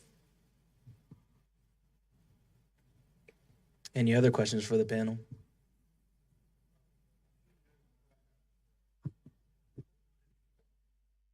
Sure. When trying to get large, well-powered samples of harder to reach communities, what are your thoughts on staying in the field for what would be considered a very, very long time to sort of power up a sample and trading sort of recency for sample quality and sample size and all of that? That is a great question, and my answer would depend on what your goal is, what you want to know. If you're looking at a presidential race where we find that 5 to 7% of Americans are undecided on the presidential race, that's a pretty static measure. You can stay in the field for a really long time. If it's something that's more dynamic, shorter periods are usually better. There's always the risk that some intervening event will take place that will change everything that you collected before.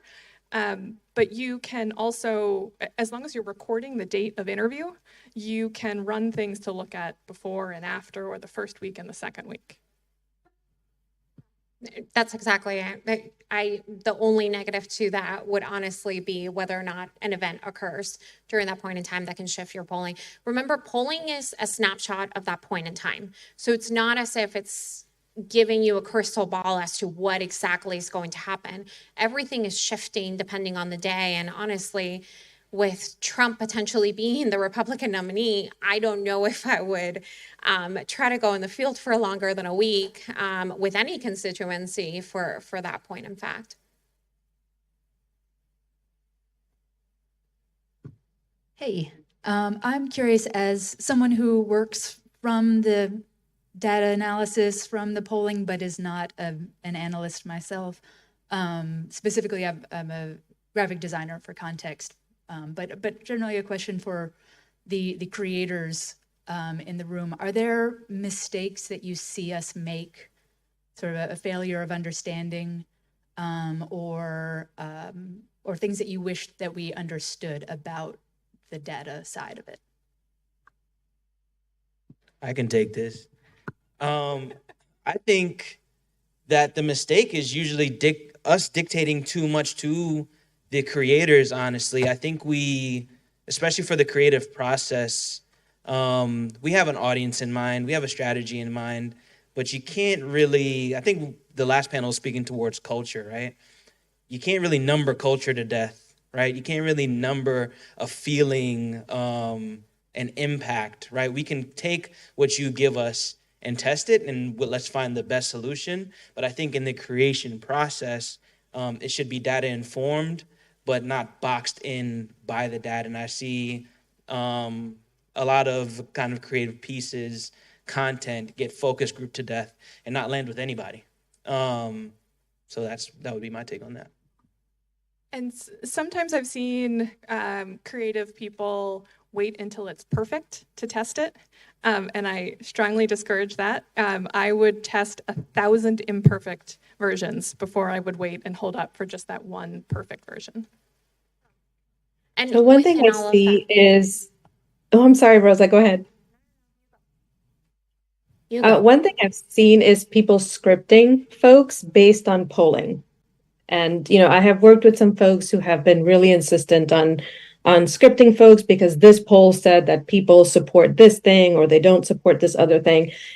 I am adamantly against that. When I interview folks, the reason I choose to use them in ads is because I find their stories compelling, their stories in their own words as they experience them, not that I then come in and, superimpose my polling language onto them. So, when I bring somebody on to do an ad, the authenticity comes from the language that they use. And if it's a little bit more street than the polling, so what? That's how people are talking about these issues. So, I think scripting is one thing, and another is numbers are important. Your product should be data driven, not data itself, right? Calling out numbers to people, 85% this, 35% that, that's what you use to inform what you do. If you're just shouting out numbers at people, you've already lost them. So listen to the way that people talk about things in their own communities. Obviously bring in the data to support that, but let that be the leading voice. Let them be the messenger, not the poll. Yeah, the only thing that I would add is echo everything that everyone said. Utilize your pollster as well as your analytics team as a gut check. Many a times when you do finalize your creative and you land on something that you absolutely love, sometimes the pollster can look at it and say, ooh, that might lead to some backlash. Whether it's the color that you use or whether it's maybe a specific graphic that you're utilizing in the background. We've done the focus groups. We don't expect you guys to read each and every single focus group memo and or deck that we've done for that particular district and or raise, but we can serve as like a check for you all on things like this. Prime example would be something that happened last cycle. There was a digital ad that was going to run for the Hispanic constituency in South Florida, and it had Marco Rubio changing in different colors. To the point that he was essentially black and white at the end. We said, this constituency still loves Marco Rubio, whether or not his, fave on fave is just within the margin of one another. And so we don't want to actually trigger any type of racial perspectives here. So let's maybe completely change that, but leave the messaging and leave everything else. And so just gut check with your team, because at the end of the day, you're not paying us extra to gut check. So, utilize us in any way that you can. And be proud of your failures. It means you learned something, and that's really important. Grow Progress has a persuasion library where our clients can put up ads that they've tested for the rest of the progressive movement to learn from and see. We have a really hard time getting clients whose messages or ads tested poorly to add them to that repository, because nobody wants to be like, oh, this was But it's so important. It's just as important to see what's not working as it is to see what does work. I think we have time for one more. Yeah, I was about to say, mine wasn't really a question as much as it was a comment. And first of all, I just want to say thank you guys, because it was very insightful as a conversation. But what I appreciated the most was hearing from you all as a panel of experts, the idea that we should put a little bit more love on qualitative analysis. I think in this work that we do, we definitely number it to death a lot of the times, but that qualitative analysis gives us that socialized and sort of cultural context that I feel would help us with a lot of things like ads and campaigns and things like that. So it was just really refreshing to hear you guys say that, because I'm more on the qualitative side. Of course, I believe that the numbers are important as well, but not so much as how we drive those numbers using the people that we're trying to target. So thank you guys for that. Thank you. Shout out to Qual.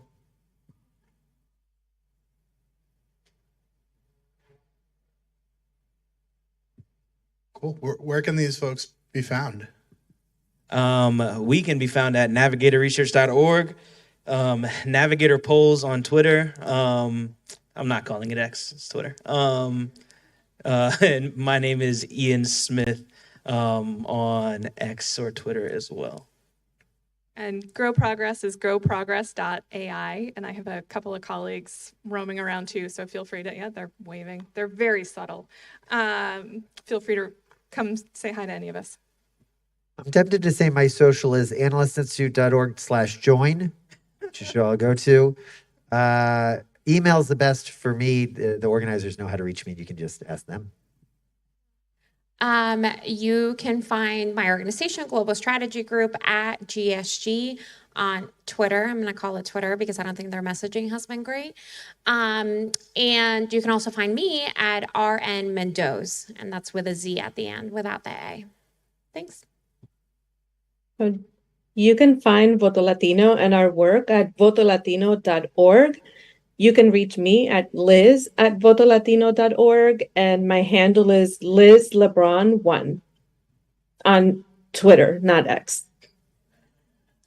I'm glad we're all on board there. Thank you all. Thank you.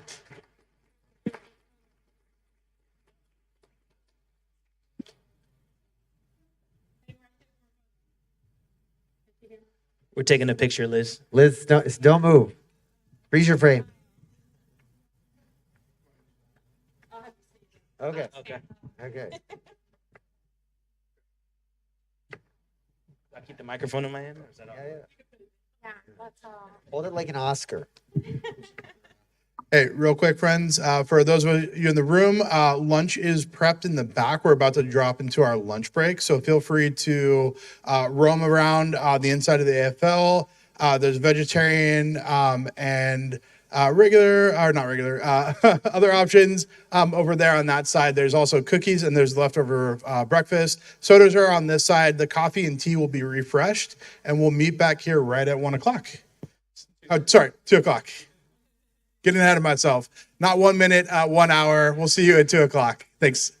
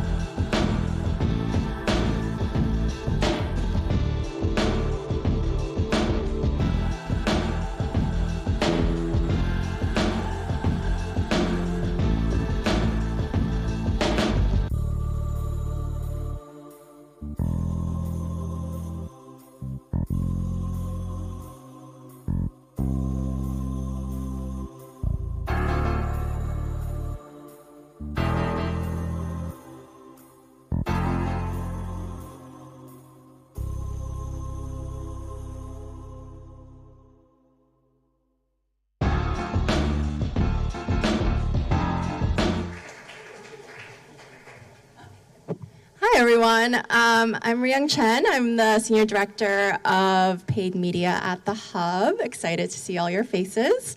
I'm going to ask the rest of the panelists to come up so that I'm not just standing here on my own.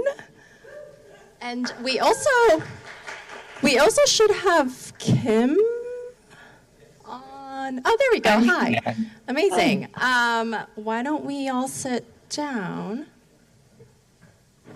Excited to lead a panel on My Story Amplifies My Reach. We heard some really great conversations earlier about how to be inclusive, how to bring our full selves into the story, and how to use data to inform that. So now we're going to talk a little bit about how we get our story out into the world. But before that, we'll do intros, and I'm going to ask the panelists to also share a little bit of their own story. Who would like to start? I can start. Hi, I'm Chris, he, they pronouns. I'm the creative director at Priorities USA. Before I joined Priorities USA in 2019 as an art director. My story, I don't know, I guess, depending on how far back you want to go, my mother's first generation immigrant from the Philippines. My dad was an enlisted Navy man. I kind of grew up all over the place. And my professional career started at GLAAD, which is an LGBT advocacy group. Sort of interacted in storytelling in a really interesting way there, where it's kind of a wild time on the internet. A change.org petition could really affect policy at that time, and so we did a lot of that, worked on making the Boy Scouts more inclusive, like Spirit Day, that sort of thing. Then went to Planned Parenthood, and I was at Planned Parenthood for 5 years on the creative team there, doing graphic design, motion graphics, art direction, a bunch of really cool and interesting campaigns, including like the ACA fight and the Supreme Court fight for a couple of those actually, and then to Priorities, where I worked on the 2020 Biden campaign, and then came on as the creative director for the last midterm cycle, and I'm still there leading the creative team. So excited to be here. Thank you. Hi, everybody. My name is Cameron Trimble, Executive Vice President, Head of Multicultural Engagement at Precision Strategies, former Digital Engagement Director for the Biden-Harris White House, and the former Paid Media Director, or African American Paid Media Director for the 2020 Biden-Harris campaign. Only saying those to be relevant to the conversation. I'm a communicator and a connector at heart. I say my story is a story of a person who believed what my parents and what many of our parents told us earlier, that you can do anything if you work hard and put your mind to it. I'm a oldest child of a United Methodist bishop, but then a pastor and a community organizer, a proud HBCU graduate. I'm probably like so many other people, and I hear throughout who went to school, who went to school for one thing, but really found their passion and decided to pursue a career in others. I'm a pre-med. I did 2 years of medical school before I dropped out to get into communications. So when you say what the story is, it is truly, had you told 5-year-old, 10-year-old, 15, shoot, if you told 25-year-old Cameron, this is where 41-year-old Cameron would be, he wouldn't be there. So I would say my story is that as a person who has truly believed, taken to heart that you can kind of do anything if you really work hard. It's really hard to follow these awesome people, but I'm going to try.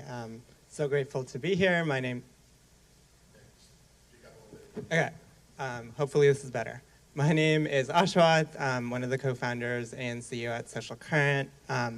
I founded Social Current about 2.5 years ago, back when I was in college, with the goal of bringing more young people into spaces where decisions are being made about how to reach us without us. And then, we were doing some work for a bunch of organizations, and this nonprofit called Community Change reached out. They wanted to figure out how to get content and, messaging around the child tax credit towards a wider audience. And we were like, hey, why don't we hire a bunch of TikTok creators? Why don't we pay them to talk about how the child tax credit impacted them and their families, and just see what happens. And so we hired 15 creators who'd never done a post in politics in their life to talk about the impact of the child tax credit on them, on their families, and send people to the White House's website. Our goal was to reach about 100,000 people, did 4 times as much, sent over 10,000 people to the White House's website, and really understood the power that hiring people with lived experiences has in these campaigns. And so since then, we've worked directly with over 1,500 influencers to empower them to tell their stories around their lived experiences and drive the vote. Talk about immigration, social justice, healthcare, childcare, all sorts of issues. And so excited to talk about creators today. Kim? Yeah, happy to go next. I'm like looking down at the rest of the panelists. I'm Kim Homan. I'm the VP of Digital Strategy at Accelerate Change. We work with a network of media organizations to help them have impact and help to amplify their messages. And my story is, I was in corporate for about 12 years. I worked at Nickelodeon in various capacities in digital content programming and strategy. And when Trayvon Martin was killed, I was deeply impacted. I have 2 sons who were around the same age at that time. And it became clear to me that I wanted to be using the skills that I had learned in corporate in ways that was going to change the world and make it a better place for my kids. And that's when I turned to the progressive space. Consulted for a little while in digital strategy and social media strategy before landing where I'm at now at Accelerate Change. And I really love being able to put that work to use, all of the history and experience that I got in the corporate space with all of the money that we had to be able to do that work and translate that to the progressive space and amplifying messages and narratives in ways that can really move the needle. I'm happy to be here too. Thank you. We'll get going with a few questions. So we're now at the end of summer 2023, unfortunately. After having gone through a pandemic, we're seeing new ways that people are engaging with content and with storytelling. Can you talk a little bit about how your approach to your work has changed? I mean, I can start. I didn't do a lot of work before the pandemic. But, you were doing schoolwork. I was at GW. But I think like what we're seeing, at least over the last 4 years, is a shift in how we consume content, where, I think you started by like Instagram having, content recommendations that are based on like who you follow and content recommendations based on who posted most recently. And then you see short form platforms like TikTok and YouTube giving you content based on what you like. And so we're seeing a shift in how we're consuming content. We're also seeing a shift in who we consume content from. I think, 5 years ago, it was really hard to become a creator, become an influencer. You had to have a lot of resources. You had to, build this life that was perfect and really aspirational. With the shift of TikTok, it's people in their, bedrooms creating content that is, being really authentic to themselves. And so I think we're starting to see more and more campaigns keep the shift in mind when they're running these campaigns. You need to have more authentic voices. You need to have people with lived experiences in your campaigns. And so that's sort of the lens with which we are approaching our work, is like, how do we bring more people into it and how do we let them tell their stories? Because that's how people prefer to view content. Say that, can you repeat that last part of the question? I want to make sure I'm saying. Yeah, I mean, now that people are engaging with content and storytelling in new or different ways, how has your approach to the work changed? I think the approach, at least from my vantage point, the approach when you either talk to, say, political campaigns, social campaigns, or even consumer products and companies, the highway system of social media and of the internet there are more toll roads now. They're throttling down content across platforms as some of these platforms continue to mature, and especially those like, and then TikTok and everything that's going through government regulations. Like, there's so much more, and they're realizing they are trying to extract more dollars out of the content. Like, so say on Instagram, you may have 1 million followers, but your content is maybe shown to 50,000 or a couple 100,000 of those followers until it reaches certain metrics and so forth. So I think the approach, unfortunately, is like to encourage across the board more dollars to go into it. Smarter, you just need kind of smarter targeting. Stories are always powerful. I mean, we're, as human beings, like, we've been captured since since we were able to walk. We've been sitting around fires and being able to tell stories. So stories are always the most powerful way to get people to retain and to follow and to move. So I think just maybe how quickly you're telling stories. As I said, the other part is breaking stories up. Knowing that people have shorter attention spans, sometimes you just need something that's take longer than 15 seconds or 30 seconds to tell. So now I need to maybe create a series of content so it continues to tell a story over a period of time.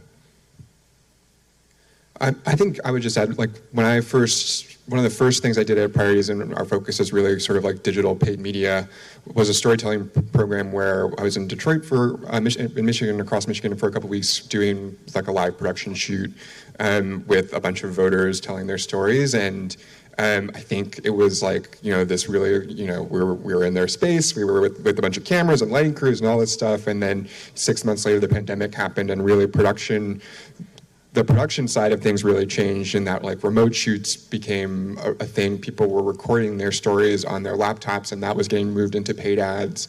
And I think at the same time, like, we were all inside looking at TikTok, and it sort of broke like a wave over the internet, the way that video content the way that kind of, to what Ashwas was saying, like, had a really more organic feel, really native feel. And I think that before that period of time, like, the strongest pull for creative was sort of on digital, was television commercials. And I think now it definitely feels like the internet, the creator economy, like people like handmade creative is it's definitely another, especially on digital, a lot more common in the paid space. And it's a little weirder and a little more rough and ready, but it's really fun too. So yeah, I think for me, the pandemic forcing people indoors and online really made me think about the way that the power of the internet to sort of connect people when we have a common goal or a challenge. And so I've been thinking a lot about how do we replicate that in ways that doesn't feel so desperate, but really does sort of start to draw the lines for the audience between how we are connected and how we do have common goals, particularly in progressive work, and making sure that we're doing a good job of illustrating the ways that we're aligned so that we can sort of share those stories in ways that make people feel like they're part of something bigger than themselves and want to be engaging with content. And so for me, I think it really comes down to like, thinking about audience behavior and how can we sort of not replicate necessarily the ways that we were behaving when we were in lockdowns, but replicate that feeling of common goal, common challenge. Now, how do we work together to have an impact with that? Thank you. One sort of thread that I heard from all y'all is that, not only are people engaging with content differently, but also maybe the types of content or the ways that they're consuming content is different, right? Are there lessons to be drawn from in terms of like that, a lot of it is like selling makeup or selling like lifestyle, right? How do we take some of those lessons for the political work that we do? I think a couple things that in terms of the lessons of the type of content is you're asking, in terms of the type of content, is that I think it's that whole adage of the medicine and the candy. You're starting to see less overtly preachy, straightforward, do this thing, get less and less views. Certain hashtags and certain words are probably going to get you not demonetized or deplatformed, but they'll throttle down in terms of the amount of people who see that. So I think there is ways that you are casually getting to stuff as opposed to being as overt. And then also with like as fractured as the landscape is, like you have to have as it relates to social media and then as it relates to connected TV and platforms, you kind of have to have a strategy that hits all of those and what people are looking for when they go there, as opposed to I've shot a thing and I'm just going to try to universally put it across all of social and platform ads and so forth, but find ways to look for the message and look for the type of people that are there. And then I would say the last point in terms of what people are looking for is localized. Like you're starting to, I think we saw that before, but we really see that now in that just the macro, someone big and we all know, oh, I'm gonna follow this story, as opposed to someone I identify with, either regionally, so their dialect, what they look like, what they sound like, where I know they're from, or we have a connected shared experience, like I can tell that we both went to Michigan, maybe I'm going down the Michigan route, or we both have something in common. I think finding ways to localize that and really get something to connecting outside of the story you're telling. I sort of think about like what the brand space is doing a lot, because the creator economy is not new, and brands have been spending billions of dollars on creators for the last 10 years. Like the creator economy is going to hit over $25 billion in 2023. And so I think about like the tactics they're using, and a lot of it is like they're actively investing in creators and have been. They're not just investing in trying to get these stories from creators and do other stuff. Like they're actively investing in building infrastructure to build relationships with creators, bring them onto their teams, build programs that sort of emphasize these creators. And I think like we could learn a lot from how they're doing that, because, you know, the way I see it, creators are how we reach audiences moving forward. Creators are the future of media consumption, and we need to actively invest in these people, not just their stories, year-round, to be able to sort of communicate and reach our audiences. And so I think like we can learn a lot from how the brand space is investing in creators, and also like their tactics, because there's so many different ways to work with creators too. I think, you know, I would echo what Cameron was saying about the medicine and the candy metaphor. One of the things that we're really interested in is like a cultural media approach, where we're engaging audiences and getting them to trust us with the content that we're providing them, which is hopefully adding value, and then really being able to take those key moments and give them their medicine, be like, this is a thing that's happening, this is how you should take action, this is what you should know about, this is how you should be informed, and really seeing that as a longer game in terms of like building these relationships, getting audiences to trust us, and giving them content that they actually want to consume every day. And most people, honestly, don't want to consume, voter engagement content every day. But if you're giving them something like Black history or, Latino culture information, that's something that they want to digest, and they start to trust you. And then you can use those key moments to really turn up the heat, turn up the volume, and engage them around the things that are important to you. Yeah, I mean, I'm just underscore all of that. I always tell people that my job is to make everyone's favorite kind of ads, political ads. But I think that, storytellers have always been kind of a way to get the medicine in the candy. I think, consuming, connecting with a real person via media, I think has been a way for us to kind of make policy things feel really real to people. It's not like a set of buzzwords or like an acronym of a bill or whatever. It's like someone telling you how they're really impacted in their day-to-day lives. And I think just the way that is, even that act is being scrutinized, diversified, and has gone from not just a talking head, but also now it's the get ready with me video. There's a lot of I think creativity that is happening with that sort of art form on digital, and it's really cool. Thank you. I'm hearing a lot about how we should be investing more in other forms of content besides sort of the straight political ad that you see. Obviously, I don't think any of us think political ads, the 30-second spot, is going anywhere, but or at least not anytime soon. What do you say to people who, maybe are decision makers or budget, the folks who hold budgets? They're like, hey, I want to put, 1,500 points behind the spot on broadcast.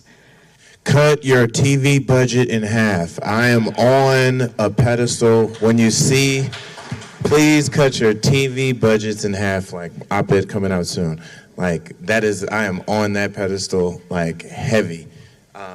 and I say that literally in half, but you say that to get people's politically, like my background, I started with Eddie Bernice Johnson of Dallas, first ever nurse elected to Congress.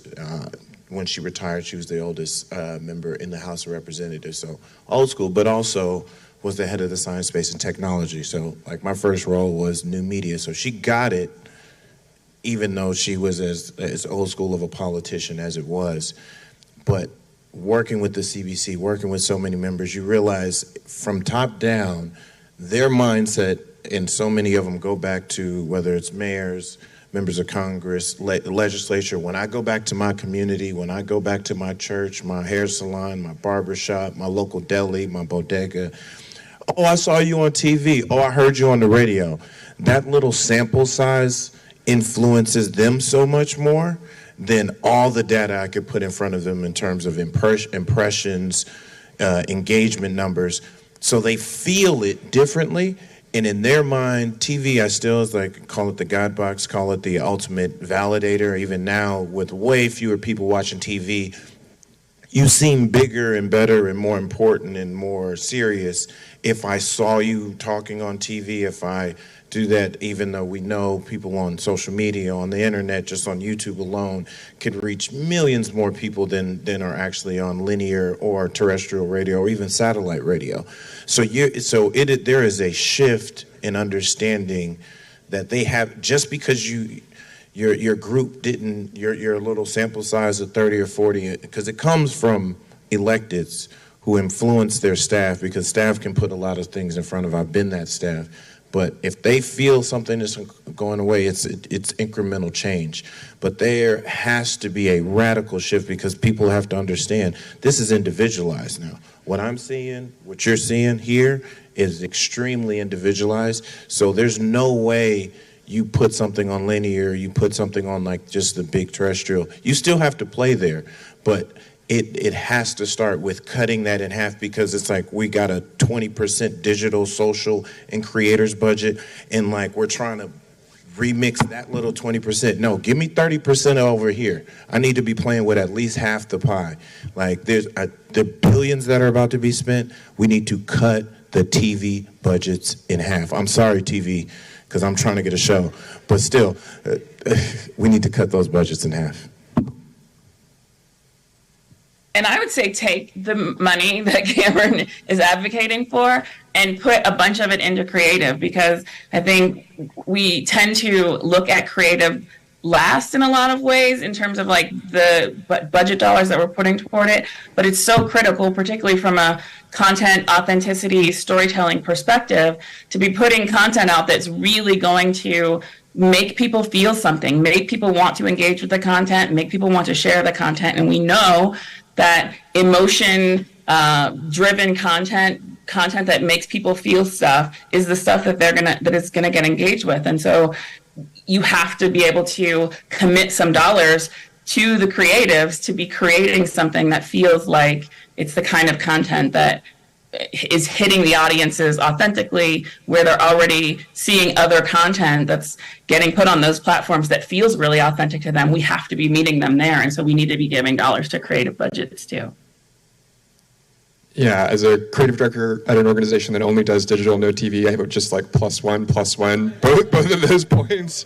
And I think you could also use that money to engage constituencies earlier and like longer. And I think that is something that like we really need to be putting budget behind. Like we're not just reaching out. We can't just talk to people in like the last 8 weeks before an election. We do focus groups all the time where I think people are totally unaware of many of the like policy things that impact their lives that are happening in the background and if we just reach those people kind of on an always on stream, like that's on digital, that's a much more effective use of budget than like reaching a DMA that may not even be an election that they're able to vote in. So well, one other thing I want to point out, and this is definitely to support both of the work that you all are doing and others, is that we've also, and I think this is to everybody watching and everybody here, because you all are you're either vendors or you're progressive organizations, but you are the experts that either campaigns go to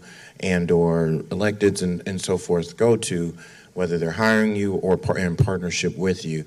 But every race has a path to victory. That's like, who's my coalition? Where are my voters? Where do I need to go? Like if you're sitting in those war rooms and you're mapping all of this out, path to victory, and they have their high propensity or most reliable voters. And I think there is a mental correlation with creators, social media, digital to young people only. And quite frankly, young people are usually not a large portion of high propensity voters, or they're not part of the large part of path to victories. I mean, we need to continue to push that way, but I live election to election, so it's like I got to deal with what's in front of me. And so I think it is on all of us to really put forth the information to understand and showcase to campaign managers, to electeds, to decision makers, to let them know that the digital landscape as a whole, the creator landscape as a whole, will also reach 40-year-olds, 60-year-olds, 70-year-olds, maybe in a different ways, and maybe that's not just on TikTok or the different places, but put the right data paired to the right people, because it's going to take some time for the narrative of that social media or digital media or content creators is not just a young people thing, because therefore in the political spaces it loses some of the power, because that's not where the money is normally. They're not the highest donors, and that's usually not where the highest propensity voters are. I mean, I would like it to be, but just quite frankly it isn't. So it is on us to put the right data and right information and the right to get, so people can get to those paths of victory, and they can understand that. I'm pretty sure while you just got out of college, there's creators who are seniors, and that other seniors and other folks are there, but you've got to put that paired with the younger creators in front of a decision maker to get them like, oh, I'm going to spend more money there because the voters I know I need to win are going to see this. Yeah, I think sort of to build on that, if I was talking to funders, I'd say sort of two things. One of them is see where people are. I think the stats are like 30% of Gen Z has bought a product based on an influencer's recommendation in the last 3 months. But it's also like 60% of all people have bought a product based on an influencer's recommendation in the last year. So like, it's not just, we are actually making purchasing decisions based on what people are saying, based on what creators are saying. So that's the first thing, is where are we? We are on social. The second thing is influencers as a concept isn't groundbreakingly new. Influencers have always existed in some shape or form, whether that's a friend, whether that's someone in your community, before the internet. And so we're just trying to bring this tactic, into the internet through creators and influencers that have social presences. But we're not asking you to invest in this like new thing that has never been done before. We all make decisions based on what people in our communities are saying, or based on what our friends are saying. And we're just trying to take that and scale that through creators. And so like, those are two things I would say, is like, see where people are, invest there. And then this isn't a new tactic. It's been done before, like TV. Thank you. We're going to talk a little bit more about digital, because I feel like that's where everyone's head's at. Digital is obviously a really exciting space. I think that's where I feel like there's more new ideas coming there, more innovations. But there's also a constant stream of new platforms, right? We have Blue Sky, we have Threads, we've got everything. I don't even know what that is. So how do you all think about sort of creating content that is that can be amplified, right, in such a fragmented space? And how do you break through the noise, right? There's a lot more. Everybody can be a creator, right? The barrier to entry is quite low now. How do we think about how do we, get our story amplified? I think this is something we are thinking a lot about as we move into the next election cycle. Julia McCarthy, who's in the audience right now, and Ashwath are working on our influencer program for the cycle. And I think one thing we think a lot about right now is like, how do we marry, obviously like reaching out to creators to get into spaces where like political advertising might be restricted, or like, that people are kind of engaging with it in a different way. And like, how do we work with that as part of a paid distribution strategy, and how do we, with the GOP debate a couple weeks ago was obviously a huge mess, but we put together a kind of campaign where we did a very traditional sort of paid edit of the GOP debate, like things you might have missed, and then we worked with Social Current to amplify that content and have creators work with that. And so we have like a paid arm of it, and we have a kind of a creator arm of it, and we also had like an organic component to it that we push out on our own channels. And so I think it's really like, it's just a game of addition constantly, and so I think that's really how we have to approach it as we go forward. Yeah, and sort of another way we think about it too, and the one thing I talk about is creators, so sorry if I sound like a broken record. But I think like creators have proven that they can build strong audiences, and if they can do that once, they can do that again, whatever the platform might be. And so instead of trying to invest everything on the platform, if you invested in this one person or this group of people, tomorrow when Threads launches, you could do a creator collaboration within a week. And we were able to do that because we had like a relationship with creators that, were big on Instagram, so they were able to get big on Threads. And it was really easy to sort of, because we had that relationship. And so like folks like Priorities, folks like The Hub are investing in building relationships with these creators so that when there are new platforms, they just have to work with those creators to reach audiences on that platform where they are. They don't have to start from scratch every single time because creators have proven that they can build audiences, and if they've done it once, they can more likely than not do it again. I think that's a great point. I think for me, in terms of just like adopting new platforms, and we talked about Threads a little bit, I think that the instinct is to be on every new platform, and obviously we all don't have budget to do that. And I think I like to encourage folks to be in the spaces that feel organic to you and feel like it makes sense.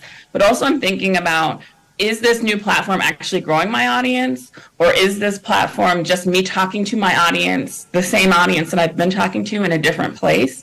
And for me, Threads sort of didn't meet that threshold at launch because it was, the translation of Instagram audiences to the new platform. But I think being willing to give things a try, experiment, and then pivot away if it's actually not the right thing is the way that I like to think about it, because I think resources are limited, and spending too much time in a space that's like not actually working out for you or isn't growing audience for you isn't some place I really want to spend most of my effort. Thank you.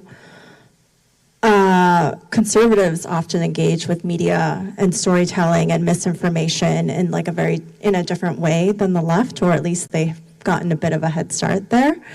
And have found what seems to work really well for them. What is something you've seen the right do that you think we should try, or that maybe we shouldn't try?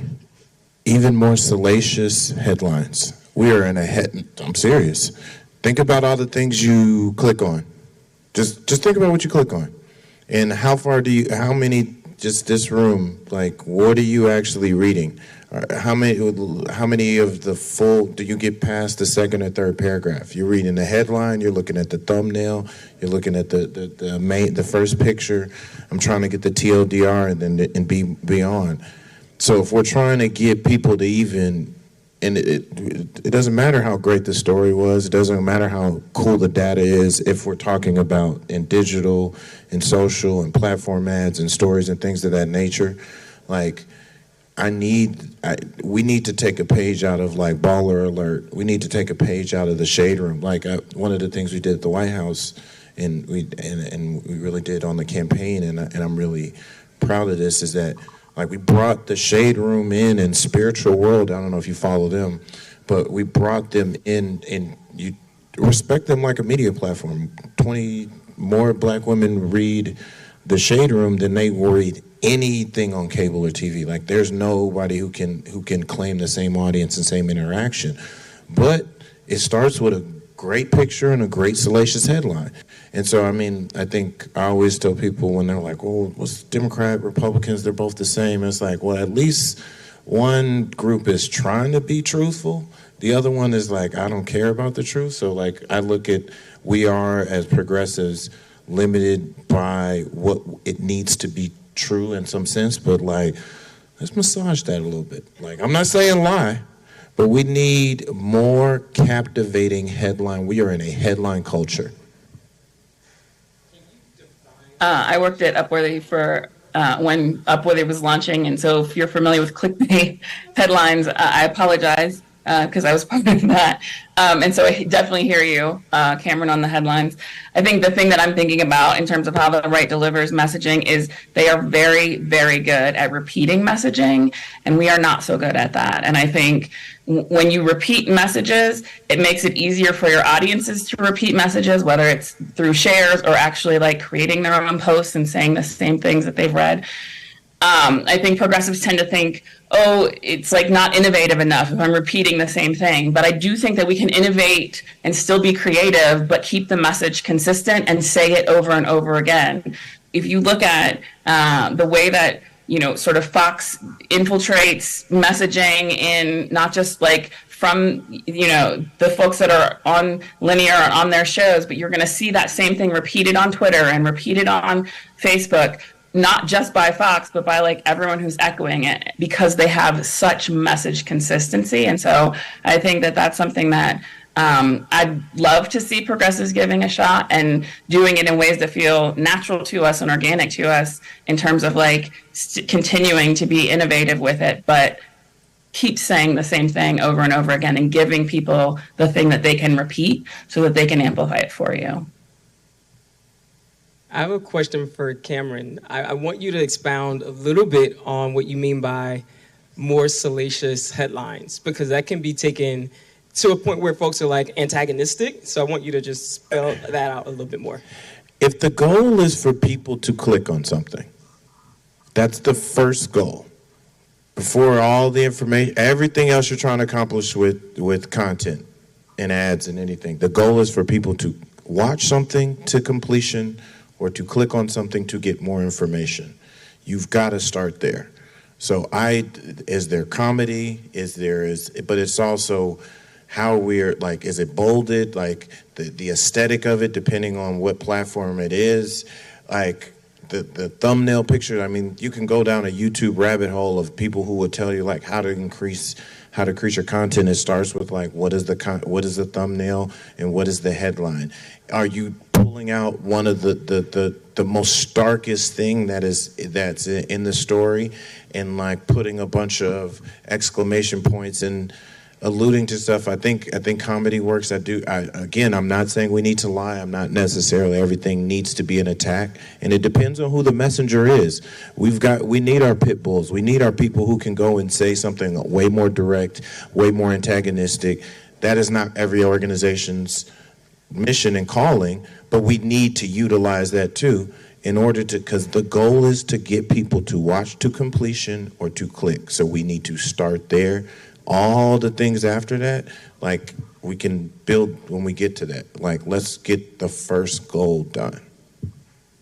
I think sort of to add to that, also like thinking about like, you don't have to have perfect content. Like some of the things TikTok creators do is like they'll create the video which it'll end like in the middle of a sentence. And you're like, oh my God, maybe I didn't watch it. So you'll watch it again, increases watch time, reaches more people, reaches a wider audience. Or like you can make the video make it seem like it's looping so that people won't realize they've finished watching the video and they'll be watching it again. Like that's something you can do. If you're screen sharing, like you can have a random folder with a name and then people in the comment section will be like, oh, what's that folder? And then they'll start engaging. There's a lot of like really small tips that you can incorporate, but like in a perfect ad, in a perfect video, like you may not invest in doing something like that because like it doesn't seem like it would make sense, but it really does. Like you have to think about like what is driving content on these platforms. Content is, watch time is. That is the thing that is boosting the content to more people. And so like trying to build in those small tricks can also help reach a wider audience.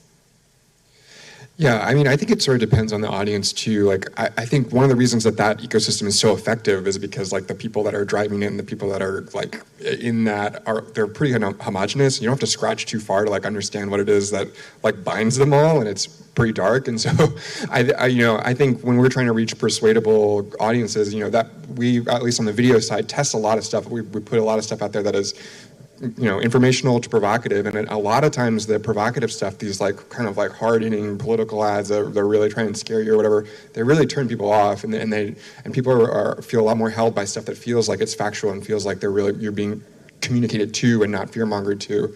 So it's definitely a balance. I think one thing that the right is really good at is putting out a proactive message, and I think to Kim's point, really repeating that and like making that a thing. And I think, it does sort of feel like on our side we're really, analyzing the polls, the research, kind of looking backwards, and I think we, could benefit a little bit more from like presenting kind of a forward vision and coming and sticking to it as a party. And I think the other thing that you all both were hinting at is that the right talks about things that are here in your heart and in your gut. And I feel like progressives were constantly trying to like hit you with the numbers and the appeal to your intellect. And it's like, but we need to do things that are simpler that I feel in my gut, I feel in my heart, like get to the simple part of the issue as opposed to like always making the most intellectual argument. Thank you. I feel like this sort of ties back to our last session about how we shouldn't be we should use the numbers to back up our storytelling, but not lead with them. And that's really helpful to hear that reiterated here. I think I'm going to ask one more question, then I think we'll turn it over to the audience. I guess maybe a little bit more forward thinking into this cycle over the next couple of years, sort of what do you have predictions for the future of storytelling and how we think about distribution? I mean, Ashwath probably will be happy to hear this, but I do think like in 2020, when I think about peripherally what that felt like as a shift, I feel like it was like text messages were like just like all over the place. I would not be surprised if at the end of this election cycle, it would be like, whoa, the creators have really come to politics, and like this is like the creator election. So I definitely see that as kind of a future here. Yeah, I mean, creators. I think like I'm just excited to see more investment going to people from the communities we're trying to reach. I think that's what working with creators brings you, is it allows you to invest in people and build long-term power, build communication, bring them into the movement, into the space, and allow them to actually get paid to do impact work, paid to share their experiences. So I think creators will be an important strategy moving forward, but I'm also like biased, so yeah. I hope we're going to see more community center models. I think, it's great to be storytelling and put stories out on platforms, but I love this idea of being able to invite audiences into community, whether it's with organizations or with the storytellers. I know nobody's talking about Clubhouse anymore, but I think the model was perfect for that. And I think the more that we can invite folks into community, get them to trust us, get them to know the storytellers, and get them to be able to engage directly, the more power we're going to have in terms of moving people emotionally, getting them invested, wanting them to take action. So I'm really interested in and excited about sort of community-focused models for digital distribution. I think there's going to be more, definitely it's going to be like, we're going to like, whoa, where did all these creators come from? I definitely agree with that. Like, everybody finally caught the buzzword, so I guess I'll pour more money in there. I think coming out of 2020, when we were all locked up and there was a different level of consumption online and on TV and on devices, versus now, as you see, like all the hashtag back outside, next year, going into the year, it's about walking surround sound. It is the story that is being told, what you're being delivered on, whether it's through creators, through digital, through social, through TV, but how that connects to what I actually see in the community. I think there will be a double down on digital billboards, driving through neighborhoods, more experiential, more use of billboard ads and cool places that you're getting pieces of a story that connected back to something that the ad told you, or that a creator or something I saw. But people are now back to having, as we see here, are back to having physical communal experiences. And I think getting back to experiencing certain things and creating conversation pieces, like when we all see one big billboard or something, and you might be waiting and you're like, hey, that creates a conversation, as opposed to if I just see it on my phone, I'm having an internal singular experience. So I think that surround sound storytelling, if we're smart, we're getting back to that. Thank you all. We'll open up for questions.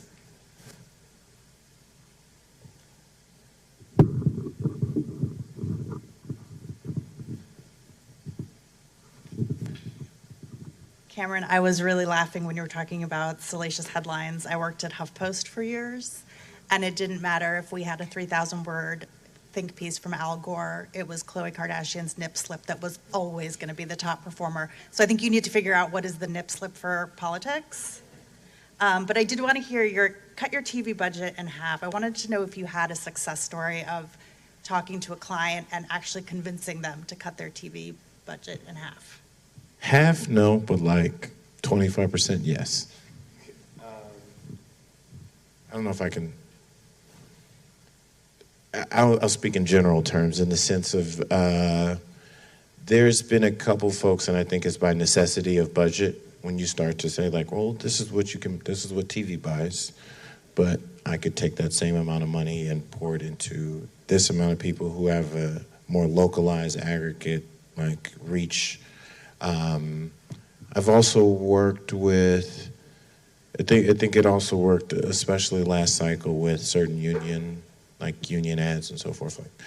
Like a lot of the work we do is like under, I don't want to like call legal and like, can I talk specifically about this? So I'm trying to think of the public case studies we have. But there are digital and localized information that went to like communities of color. I know at Precision we worked a lot with SEIU last couple cycles. We had a ton of success in some of our Spanish first ads that drove to digital, as opposed to going to like, I'm gonna put this ad in this entire region because I think it's a Spanish speaking region. Rather, hey, no, there are Puerto Ricans, Cubans, and some Mexican Americans who are going to hear a little bit different dialect of Spanish, the inflections and so forth. So I'd be better served targeting and understanding that, as opposed to just putting just a general Spanish speaking ad on TV, and everybody, just because it's Spanish doesn't mean I fully connect to it. I guess that's it, if I could use one example. Any other?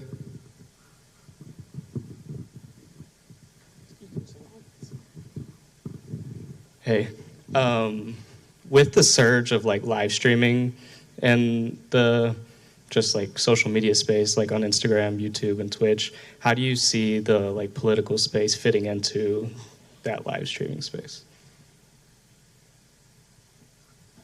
I mean, I think Twitch is interesting. I think we're looking at like trying to reach gamers and that sort of thing. From a paid perspective, I don't think we're like creating live streams, but definitely figuring out ways that we can like advertise around communities that, you know, are organizing online is always something that we're interested in doing. I was going to say I think it's tricky because, to your point, like Twitch is gamers on Twitch. It's like, hey, I'm not here for that. So I mean, I don't think there's an answer there. We need to figure it out. There's tens of millions of people there. Live stream, I think that what we need to avoid is, because a lot of folks want to live stream their own stuff and like, oh, let's go high with a live stream. If you don't already have a community built, like the likelihood that people are going to tap into a live stream and watch it, again, think just about how you and the folks you know operate. It's like, I'm moving, like I said, we're back outside, we're moving around in the world.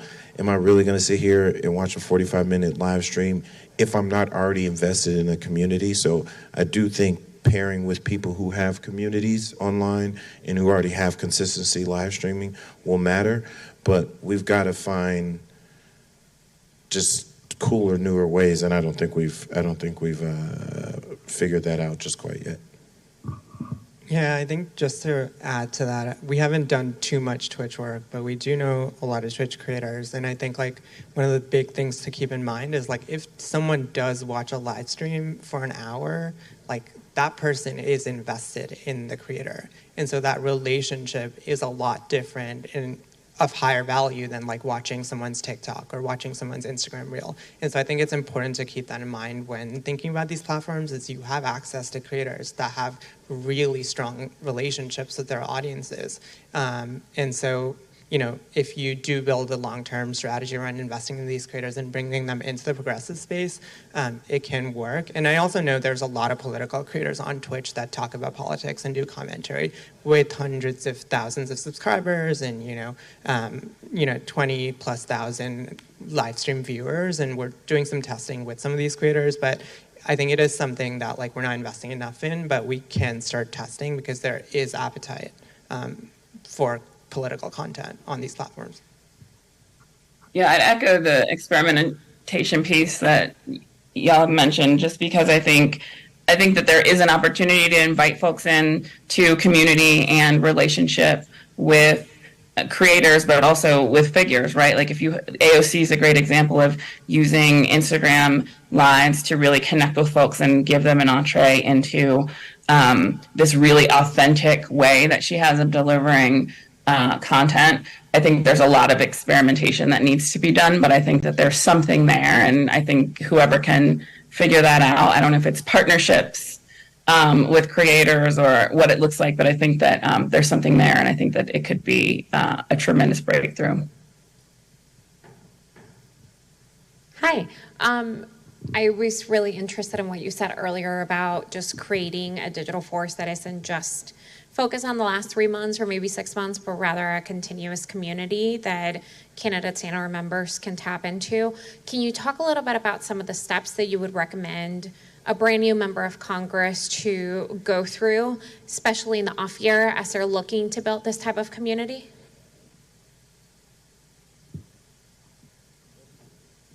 I mean, on the creator side, the way I would think about it is like from a similar way you think about press. So a lot of these members of Congress are building relationships with journalists. They're building relationships with, influential people in their communities. They're inviting them to events. And so on the creator side, like they could start inviting creators to an event exclusively with them. They could start, inviting them to be a part of the conversation. They could start doing a roundtable. I think it's important to like think about the creator space in a similar strategy to press, at least to start, and then you can start building long-term relationships with these creators, and then you can start paying them for content, all that stuff. But I think like the first step is to like bring them into these spaces, because no one is asking them to be here, but like a lot of them do want to be here, do want to engage with politics, do want to understand what they care about and why they care about it and share it. And so like I would say like, especially in an off year, the first step is to like start by inviting folks in. Yeah, I mean, I think when you're thinking about this it's like there's like many goals that you could kind of build programs around, but I think thinking about your constituencies, thinking about the things that you want to promote and build and make sure your constituencies are informed of. And I think for candidates or for electeds, like, boosting posts, like having a paid structure that sort of supports an organic structure seems like a pretty good way to like reach people. So, posts that are already doing well, giving those a boost to audiences, or like, articles that may talk about issues that they're working on or impacted by, and boosting those articles into those targets. I feel like a really good way to kind of keep that conversation going in the off year, and even when you're not running actively for re-election.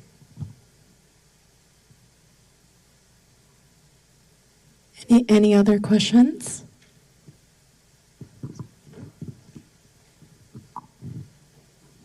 So this may be a little bit of a ridiculous question, and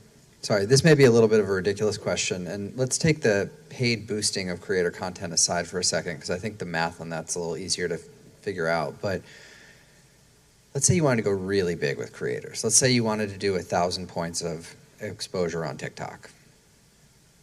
What kind of creator deal are we talking about? Is it 1,000 creators? Is that 5,000 creators? Like how big do you have to go? Knowing you can't fully predict how it's going to play out in the app, but like Go ahead. No, so I was going to say, I work with, I've had some success. There's a few different creator company agency models out there. Some are like agencies and they get bigger creators who have, so you'll have to create partnerships. Some are relationship based and they go out to their creators and they ask, hey, who's available? This is how much it is. There's one really innovative company called Zomad. They're one of the oldest, XOMAD. But they use technology to get micro and nano creators, almost the influencers of the influencers, and they can scale to hunt from like dozens to thousands.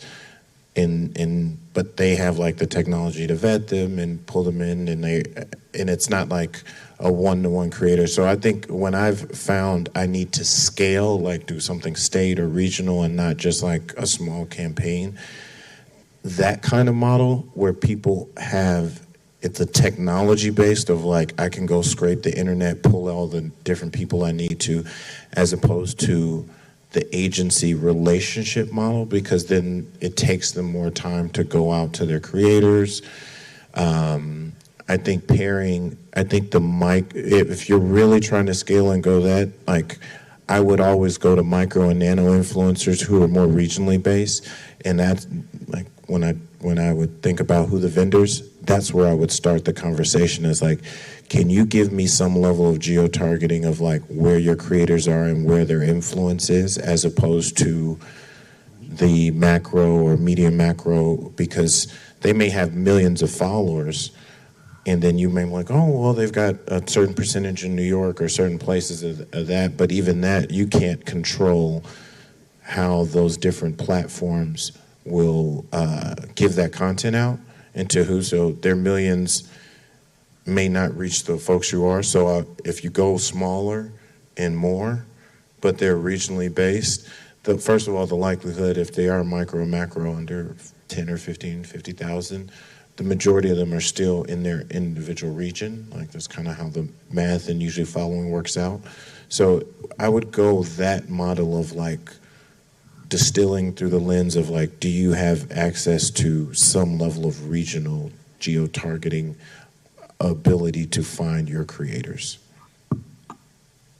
We have sort of a similar approach, maybe a little different how we would think about it. So it's really hard to scale creator work because you're working with people. People take time off. People, have emergencies, and so you can't build a creator program exactly like an ad program because it's a little different. But we're building technology to make it easier. So we're doing 1099s, contracts, automated payments, all of that stuff to make it easier to scale these operational pieces so that we can focus on like what really matters within this, which is like the relationships we have with the people. So we're taking a little bit of a similar approach to the vendor, but trying to sort of also enhance our people.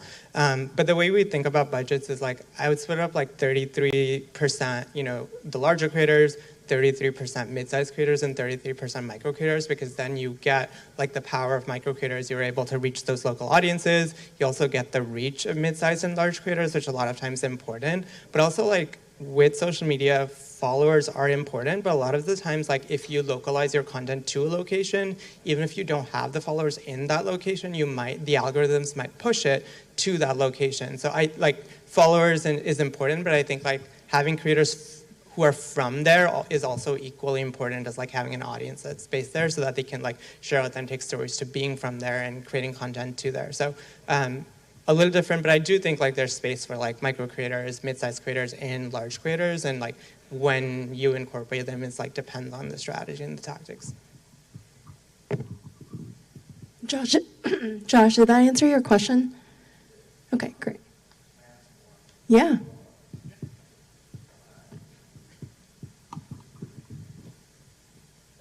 I heard a lot of... Where do you work? I was just wondering. Where are you, what organization are you with? Chong and Coster. Oh, okay. To what extent does this make sense to do at the national level versus trying to do it at local level and then just using paid media to localize it and all of that? Like, does it make... You mean for a candidate or for an issue? Because I think candidate is bigger difference than an issue. Super It's PACs, issues, larger organizations that it's not totally a waste of their time to play outside of their district, who might have a wider map, say. I think it makes all the sense in the world, but not as a standalone. Like the creator, it's a mix. It's the paid media mix, and I think how we now move to how people are consuming messages that drive them to an action, whether that's purchasing something or that's voting on an issue versus voting on a candidate. It's, to your point, we're dealing with people. So dealing with people, like if you're scaling a national creator program, do know you may have to talk about the exact same issue, or say take an issue out of it. Say it's a candidate, it's a national presidential candidate or something. There's gonna, and we all want to talk about, say, Joe Biden's Bidenomics. You're gonna get 100 pieces, different messages, a little tweaks of the exact same message on that creator program. But it does make sense to scale it nationally. But again, you need to go back and make sure you have people who are regional, who are local, and make sure your mix of creators represents the national folks that you're trying to reach. I think we do national ad campaigns all the time on TV, and that you'll see. But usually they're trying to find the same kind of thing that'll work for the most amount of people. I think you have the unique opportunity with creators is that you don't have to have the same thing to work for the most amount of people. I can have 100 different slightly versions of this, but it's all under one big umbrella and one big push. Awesome. Cool. I'm gonna take the point of privilege and ask one other question, because one of the things that I wanted to get back into on the budget piece, and really hope that this will be helpful for a lot of the practitioners in the room that are going to go talk to the budget managers, is in addition to kind of the feels of the campaign, the feels of the candidate, the like old school thinking of like TV first, TV as the broad swath of getting like the lowest hanging fruit. I think one of the other challenges when trying to push and advocate for digital budgets is the competitive, right? The ability for folks that don't stare at the competitive, knowing what is on TV, knowing how many points are there. You got the cable spots, you got the TV points. Need that headline. Yep, and it's exactly ahead of the game as well too. So like you can see like how much you need to plus up. You can see how much is coming in media weeks like 3, 2, and 1.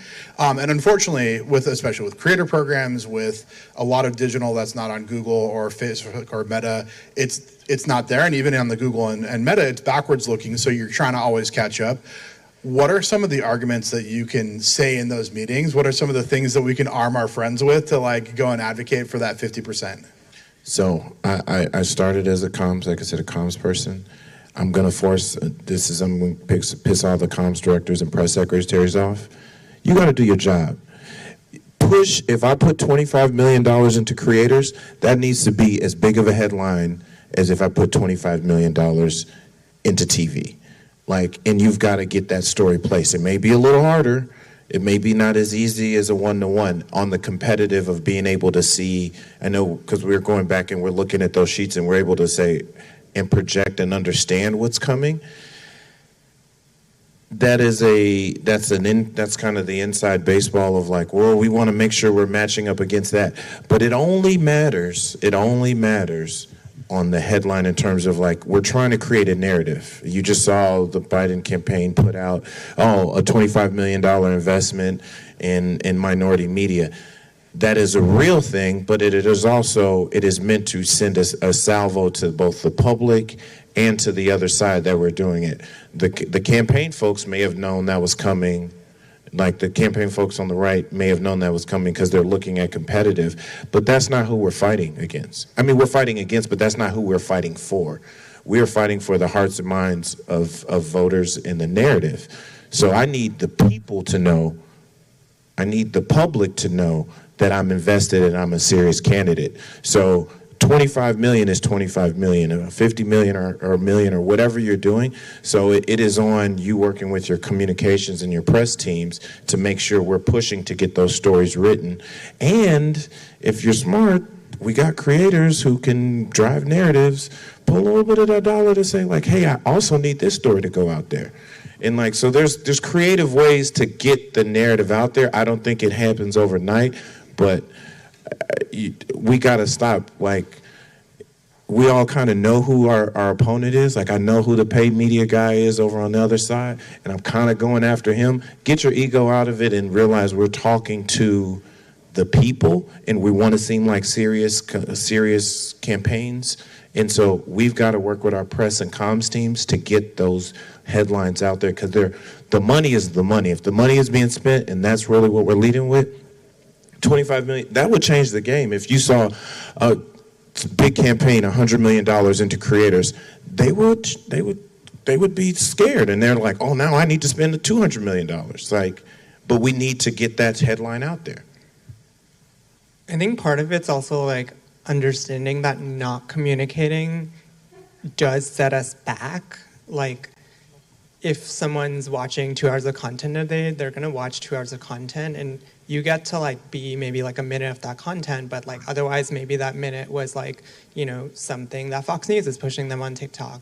And so it does like hurt us if we're not actively investing in being on these platforms. And I think part of it's like acknowledging that like, if we're not doing this, like they are consuming other content, and are we okay with that? And I think that conversation is also important to have here. And I would just add that you could also look at media consumption data. It's just like, you know, Nielsen, every single time they put out a report is just like, okay, like people are not watching TV anymore. You know, people are on their screens. That's just what's happening. And I think it may not be showing up in the competitive data, but it is showing up in like media consumption reports. So. And for me, I think authentic content is the hill that I will die on. And so when you talk about giving those messages to creators to deliver, that content is always going to feel more authentic. People know when they're being fed ad content, and so giving them authentic content that feels like they can actually engage with it and relate to it is much more effective in terms of moving hearts and minds. Thank you. One last question very quickly is, where can we reach you on the internet? I'll start with Kim. You can find me on Instagram at HiKimHoman, at HiKimHoman on Instagram, and also on LinkedIn. You can follow Priorities at Priorities USA on Twitter, now on TikTok, and we relaunch our Instagram. It's Priorities USA for all of those. And yeah, if you want to find me, you can do some digging on TikTok. Maybe you'll find my garden TikTok videos, but. Yeah. If you want to find me on the internet, I'm usually living in the Instagram world. So Mr. Cameron Calvin, MRCAMERON. We'll send these around. We'll send them around. Calvin, my first and middle name. Usually that's my personal one of choice. I respond to DMs there. I'm on TikTok. I'm on the other ones. I'm on TikTok. I'm on Spill. I'm on X. I'm on Facebook a little bit. But I would say just email me at Cameron@precisionstrategies.com or Cameron Trimble at Gmail, or 202-423-6372. Text me. If that's what I said, if you want to reach me or you just want to see what I'm doing on the internet, there's two different things. Well, you gave us everything. So Ashwath, round us out. We're at Social Current with an A on all the platforms, so find us there, and I'll be here for the happy hour as well. Well, I want to thank Kim, Ashwath, Cam, and Chris for a great and thoughtful discussion. Thank you all. Thank you, Riyong. Thank you, Riyong. We're going to take a 10-minute break, and then we're going to be back in. So for everyone that needs to use the restroom or whatever, be back in 10 minutes, please. Dennis.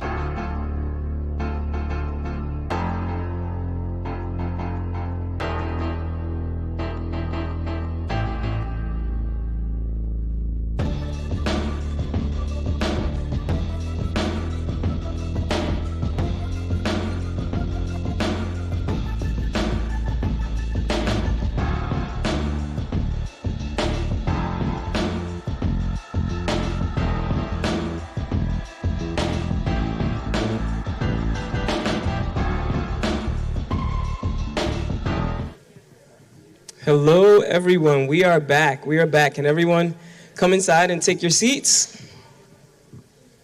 We're about to get started. And our final session for the day, I wanted to take the time to introduce to everyone Michelle Hoard, who is here for our very last panel, and thanking you for actually sharing your experience with us. Michelle is an author, an executive producer, a journalist, and a storyteller. So very uniquely qualified to talk to this audience of people about the type of work we do, but not just what we do, but how we do it. So without further ado, please, Michelle, come and join me.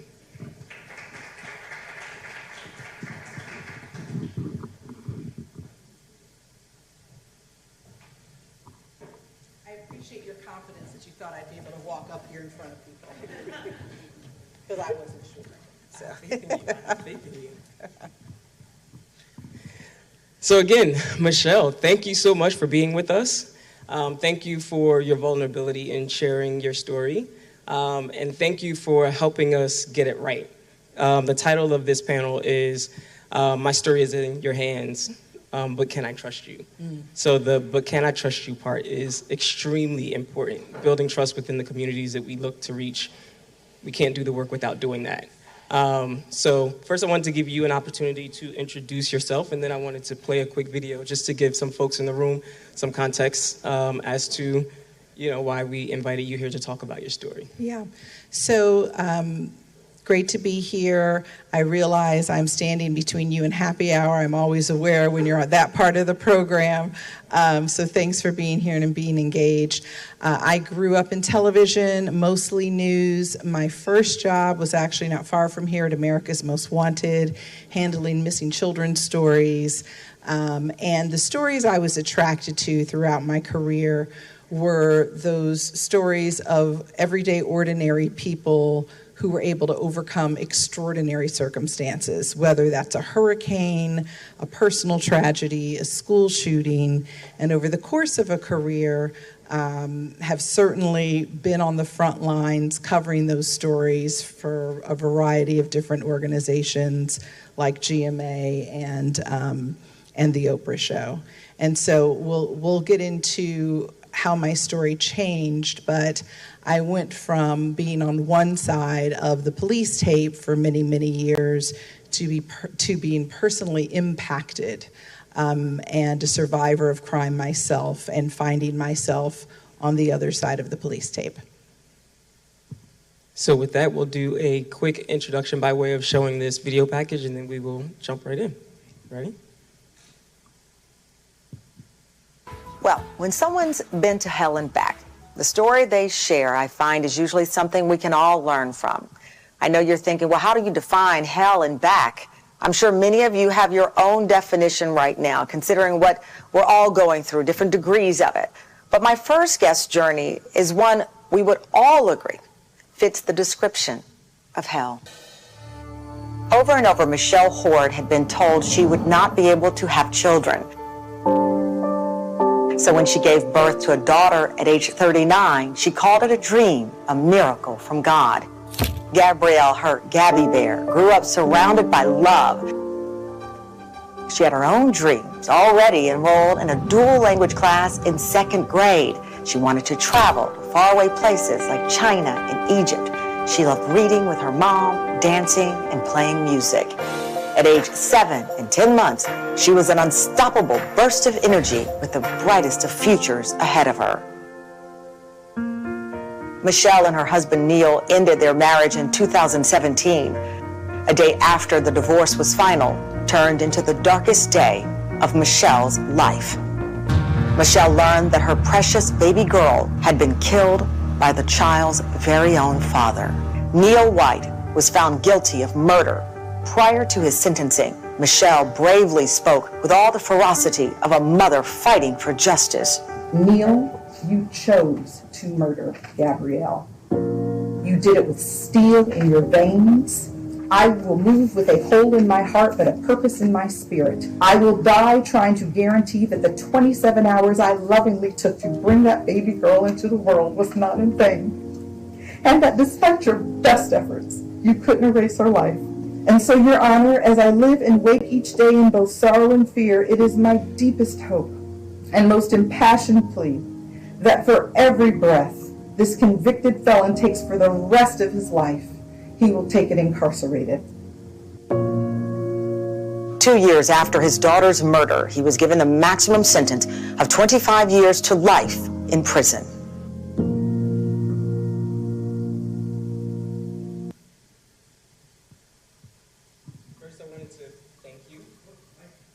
I'm sorry.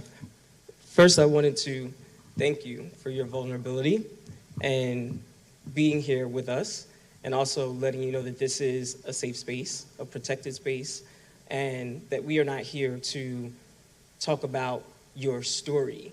We are here to, talk about your experience, and be able to share how advocates can, turn tragedy into triumph. So I just wanted to just share that with you first. And if at any point you want to go in a different direction, please let me know. Yeah, I appreciate that. Yeah. My first question to you is, how did you get to the point of vulnerability where you were actually ready to start sharing your story with the world? I feel like it comes in two parts. I didn't get a choice on the vulnerability.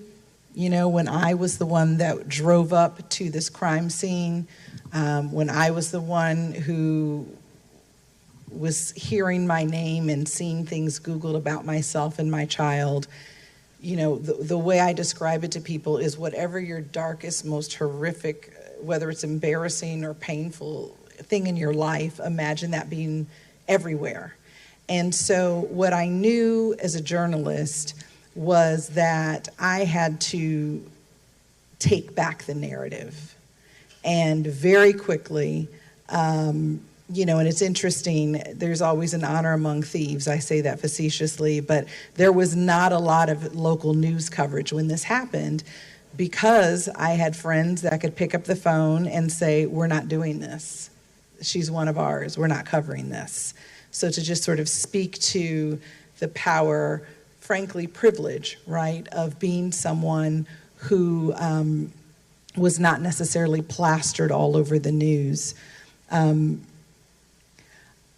I realized that this story was bigger than me, that my recovery process was valuable to other people based on what I was told. I've always been a writer. This is not a book that anyone would have ever chosen to write, but after talking to people and documenting my journey, it felt like something I needed to tell. And I would be lying if I said it ever got easier. I was watching the small monitor over there, and it is still impossible every day to me that this happened. Yeah. It is a difficult journey to get to yet. In your book, The Other Side of Yet, there's, you broke it down into 3 categories, all of the chapters. I have before, yet, and after. But yet is like a pivotal and an intentional word. Can you just talk about that and define for the audience what yet was for you? Sure. So initially, I grew up in the Baptist church, and I remember being driven back to the rental house where I was living during this very tumultuous divorce from the crime scene, and remembering a verse from the book of Job and Googling it. And the verse is, though he slay me, yet do I trust him.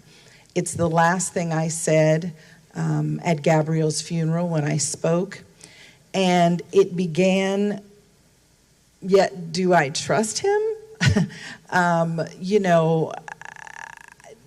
Just incredulously wanting to have a battle cry that somehow would ensure I could keep going. And then over time, I realized there was a definitive before in my life, that when I woke up on the morning of June 6th, 2017, I had no idea that the life as I knew it was about to end forever. And I had, at that moment, an opportunity over obviously time, good trauma counseling, support, all of the things that if it's relevant, I'm happy to talk about that I've been able to do and that I talk about to people now. But that there was that opportunity to pivot and say, my life will not be what I thought it was going to be yet. I can still have a life. I can still have moments of joy. I can still make an impact. I mean, I've, of course, have been following your work forever. And you've written a book. You started Gabrielle's Wings as the nonprofit. I found a lot of comfort in the after part of your book. And there's a chapter where you talk about surviving through serving others. That's a lot of the work that we're doing here. So I wanted to ask you to talk a little bit more about the salvation in service that you talk about in that chapter in the book. You know, it became clear to me early on that, you know, when you work in a world where these stories can be sensationalized, where if it bleeds, it leads is one of the horrible terms that you hear in, you know, now in the social media space that goes back to old newspaper days. It was important to me that my daughter's legacy would not be what happened to her, that I would create something that spoke to who she was as a person and to the difference I wanted to make in the world on her behalf. So the first donation I made was on what would have been her 8th birthday. It was just shy of 2 months from when she was murdered. And I chose that day intentionally because I knew there was no way in hell I was getting out of bed unless there was somewhere I had to be. And I knew at this Girl Scout house where I was making the donation would be troop members who were friends of hers, other family members. And so over time, through various gifts to different organizations, and then eventually creating my own 501c3, as a mother who wanted the best for their child and was not able to do the things that she wanted to do for her child, my life's work and advocacy has become around ensuring that children who look like my daughter in underserved communities have someone, have programs, have assistance that stands in that gap. And so while it does not obviously erase pain, erase trauma, there is that proactive thing that you can do, that you get to control. Again, when you talk about taking back the narrative, that has been very, very powerful for me. You talked about making sure in your advocacy work that little girls see someone that looks like them. Yes. You wrote about Netta, and is it Netta? Nita in your book. Yeah. Can you talk about why that is important? You know, you talked about after you graduated college, working with the Boys and Girls Club and asking for the person that was the hardest to place. That was intentional. Can you just tell us about why you chose to do that and why you thought about that from the perspective of representation? Yeah, I've seen it at different points in my career, whether that has been doing mission work in other countries. This that Barian is referencing was early in my career, in my 20s, and it was the Big Sisters program. I went to a meeting at the time. I was working around the clock and was like, I can't imagine I'm going to have time to do this, but I'll just go and see how it goes. And when I walked in, I was the only woman of color there. And at the end of the session, other than the program manager who was talking to us about the girls and the potential of some of the challenges that we may face. And I remember hearing a few women walk forward who were, you know, prescribing, I don't want to be in Southeast. I want to, you know, very clear about where they wanted to be, which is their prerogative. But as someone who knew she was going to look like these children, it was important to me then to, one, do the work, and two, ensure that a child who was really in need was going to get what they needed. And so, part of the byproduct that I didn't initially discover of Gabrielle's wings and having a picture of my daughter in all of her curly-haired fury on our website is children in Cape Town, children in Belize, children, in some of our various locations, see a child who looks like them and sees me and sees possibility that they could actually be on the giving end, that someone that looks like them could actually be an advocate and not just receive their whole lives. And I think the power in that was something I really underestimated, but has come up over and over again. We talk about that a lot in our work in terms of, thinking about the communities that we want to reach and making sure that we are creating content that is going to reach them in an authentic way. Can you talk about the work that you've done through Gabrielle's Wings? You've mentioned South Africa, you've mentioned, schools. Can you just share with the audience some of the things that you've done that have been like moments of light for you? Sure. So we're focused on elementary age children, primarily children of color, underserved communities, and it has, over time you evolve, and I'm sure for those of you that are in advocacy and mission work, especially if you're with a small organization, you can relate to that. We've evolved over time. What began our origin story projects were kind of heart projects, so it was me giving money to organizations that mattered to Gabrielle, that were personally important to her. As we've matured as an organization and have a board, and in light of COVID, we've become much more sophisticated in the type of work we do. So we build what we call Gabrielle's Corners, that are resource centers for children who perhaps wouldn't have after-school access to technology that they need. One of our newest things that I'm really excited about is focused on social-emotional learning, and they're Gabrielle's Peace Corners. And we put the first one in a camp in New York that is strictly for children who are wards of the state of New York, so children who would never have a chance to go to camp. And, children, our children in these underserved communities don't get a net. Having an educated parent is a net, coming from a certain social-emotional, social economic background is a net. There's a lot of nets that a lot of children get that let them make mistakes and let them recover.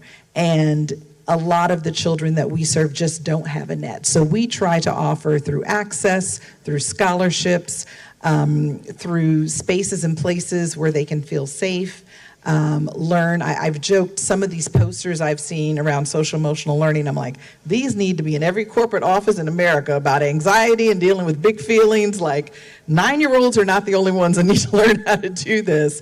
But it's powerful for children who perhaps don't go back home to a traditional home environment with perhaps parents who are able to help them with those tools. So to create those resource centers, we're starting in schools. We're partnering with the charter school system in Philadelphia. We have the one in the camp space. And I think that's really the way forward, is how do we marry social emotional learning to literacy, because you need both sides for a child to be successful. And it's beautiful when you walk into the room, they're seeing someone that could be the future of their lives, and seeing you as an example really, I could imagine, opens the doors for a lot of the work that you want to do.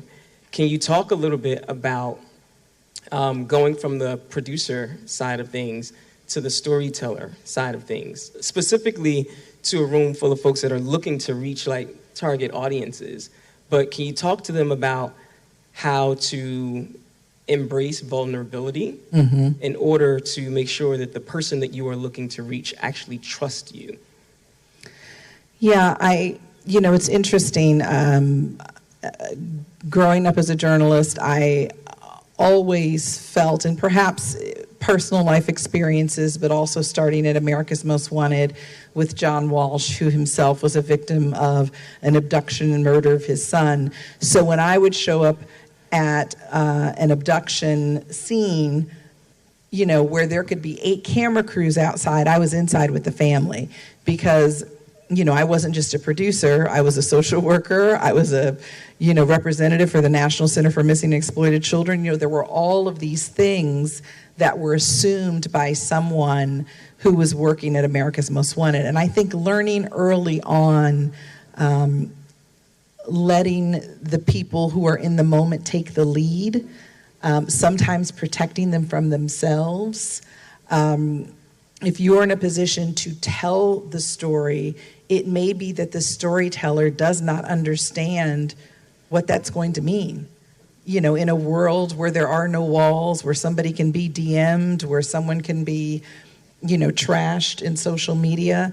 So I think part of the vulnerability piece is having the integrity to, one, ensure you may have found the perfect story. Make sure you found the right storyteller and it's the right time for them to tell their story. And equip them to the best of your ability with an understanding of what telling their story is going to mean. Barian, if I had not had my background, the Zoom we had before, the conversations we've had before, he ensured that I was, up till the time we got up here, Michelle, it's still your choice. We can scrap the video, we don't have to answer these questions. So I think always, while you have an agenda, and it's probably a positive agenda, don't let the agenda get in front of the person. And I think that's really important. Wow, that's powerful. What are some relational tips that you would give to producers? This is me, this is me tapping into your producer brain, which is super exciting. What would you say to producers and content creators about how to support the storyteller? You talked about it a little bit just then, but I would love to hear you expound on that a little bit more, because often people are additionally traumatized by coming and sharing their stories, and then the work that we do can be just transactional. We're like, thank you, and then the ads running on television, that ads running across the internet, and as you said, people are getting DM'd. What would you say about how we support the people that we are working with who are telling their stories that are deeply personal?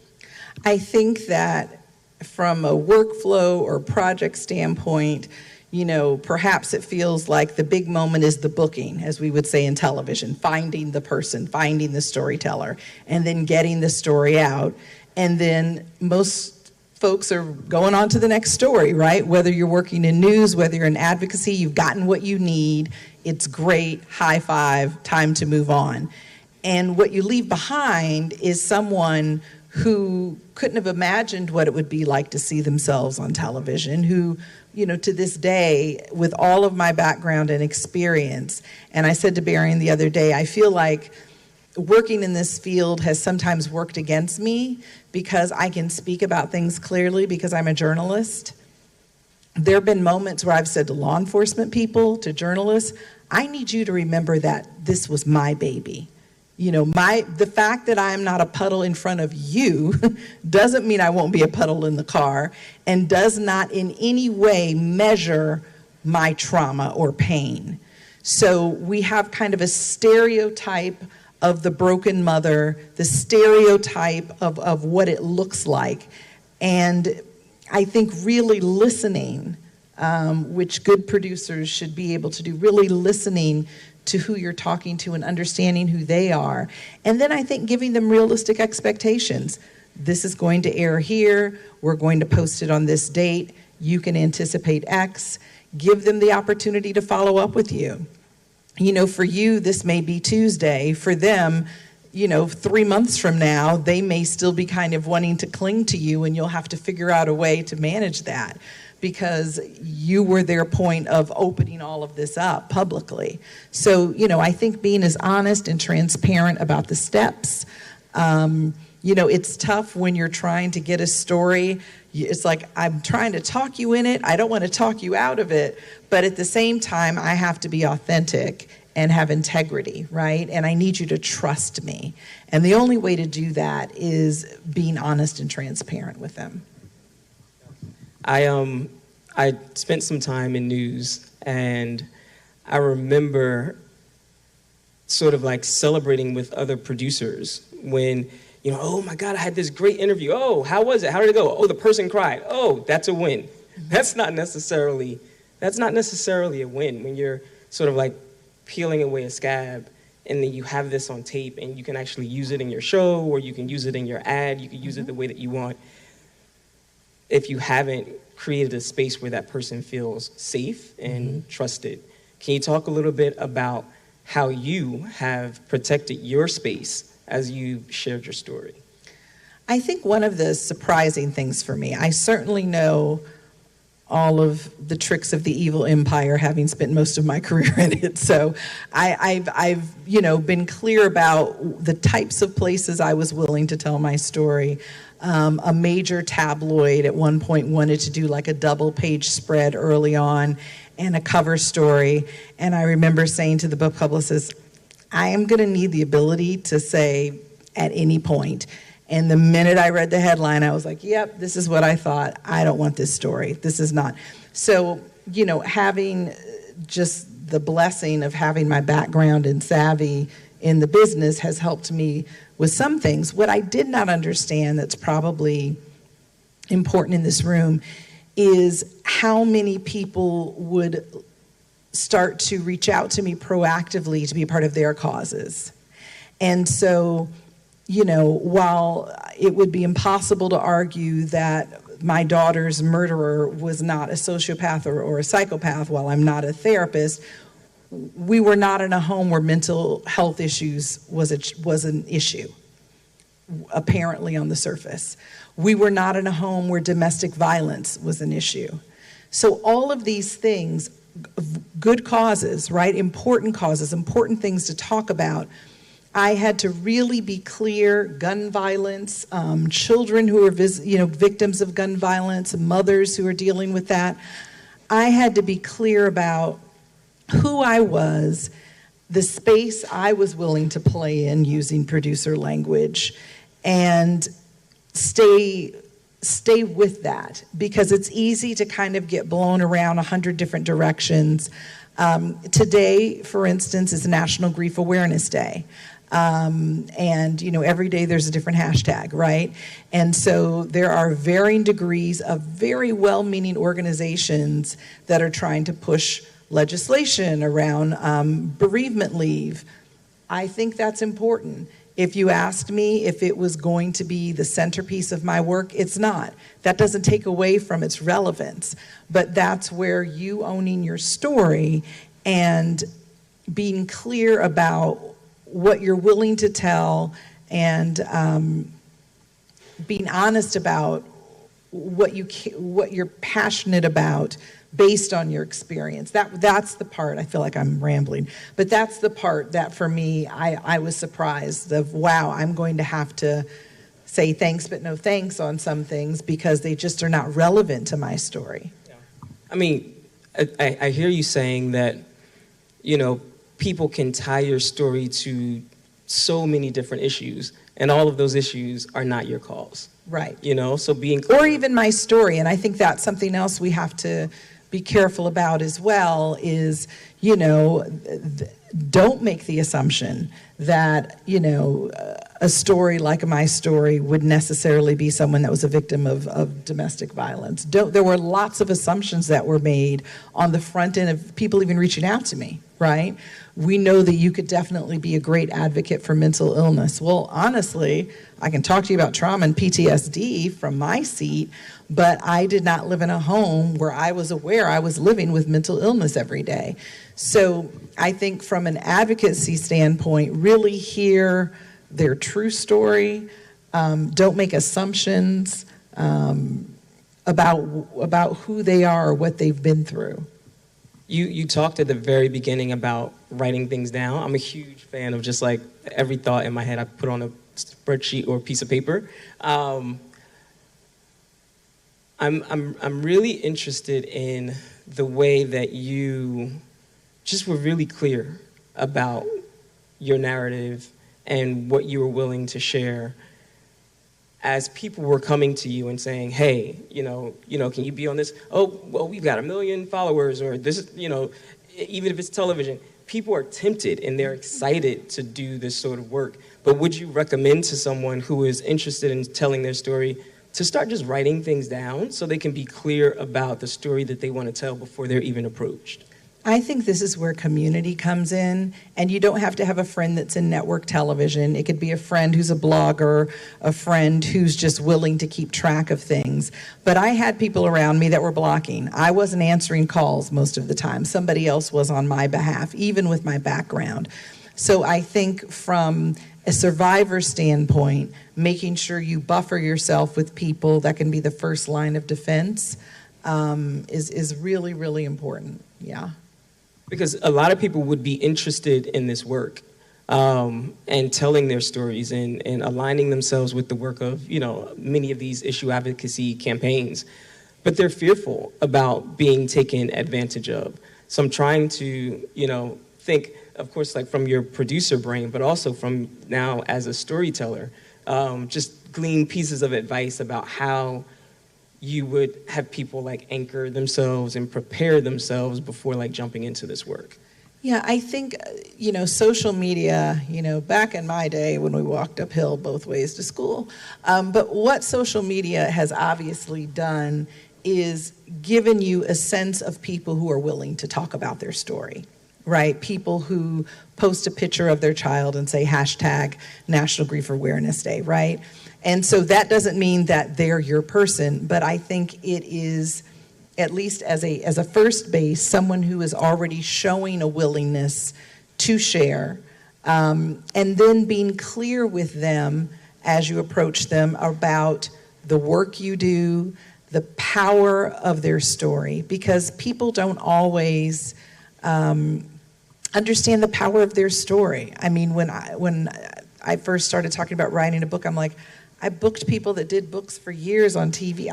I don't want to write a book about this. So people either have shame around their stories or underestimate the value of their stories. So I think a way to make a connection that your story can be a catalyst to something really powerful that can help other people. Because most people who have been victims of crime, I'm sure there's a lot of other categories we could go in, who feel like survivors of various things, feel like they at some point lost control of their bodies, their bank accounts, their family, right? Somebody or some other entity has taken something away from them. So you want to make sure that your work is suggesting that you can add something back.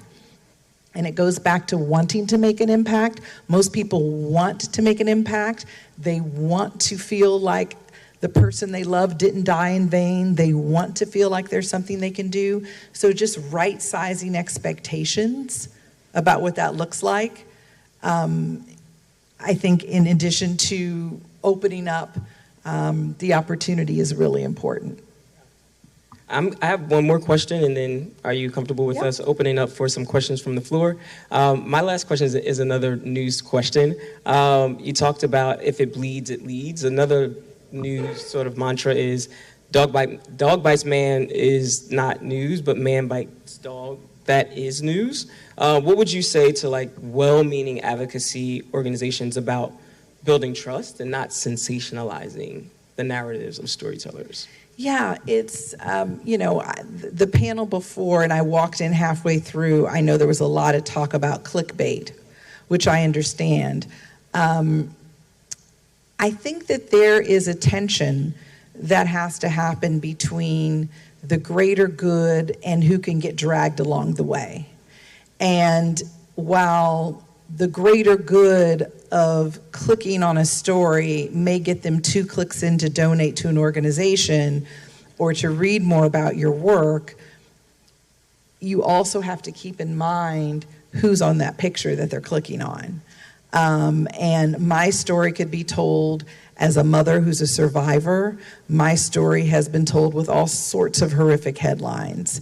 And so I think that there is an ongoing conversation that has to happen both within advocacy organizations and with storytellers that you're partnering with who are willing to share about what that looks like and about what they're comfortable with. Thank you. Questions from the audience? Anyone want to start? Pass the microphone from here. I told you they just wanted to get to happy hour. We can keep chatting. In the back. Can you come up? I'll meet you halfway.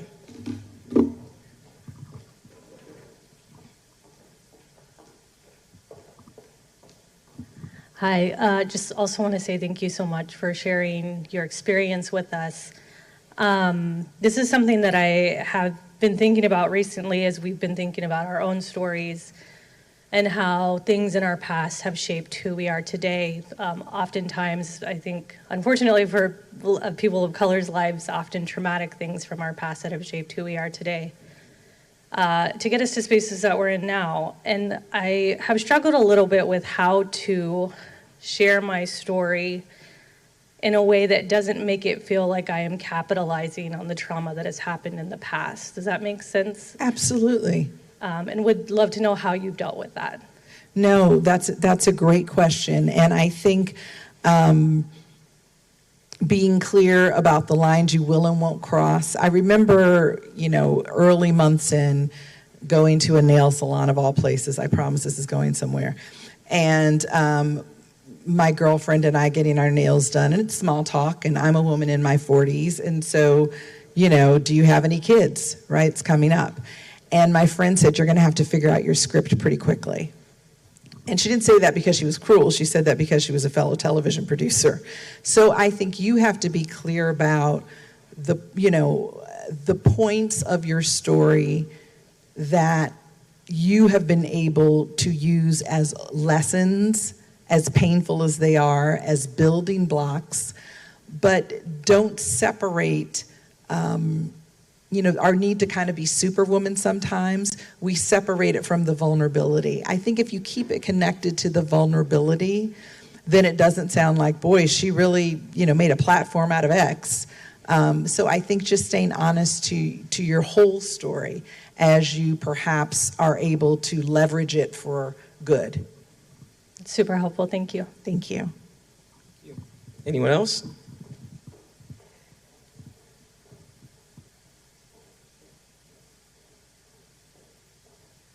Well, thank you, Michelle. Thank you.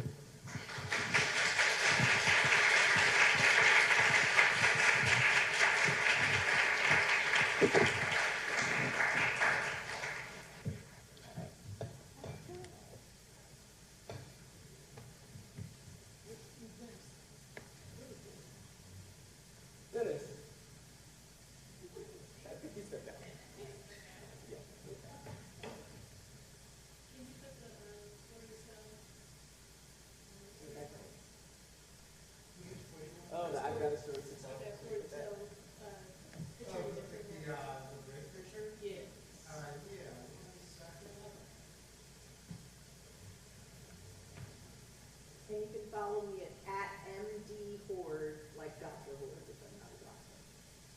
MD Horde on Instagram. So buy your book. Buy my book anywhere books are sold. The Other Side of Yes. LinkedIn, Facebook, all of them.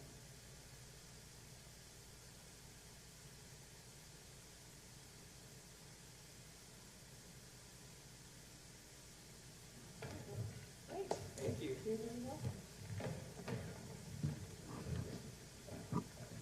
Up next, we have Just Floyd to come and close us out with some words from the Hub.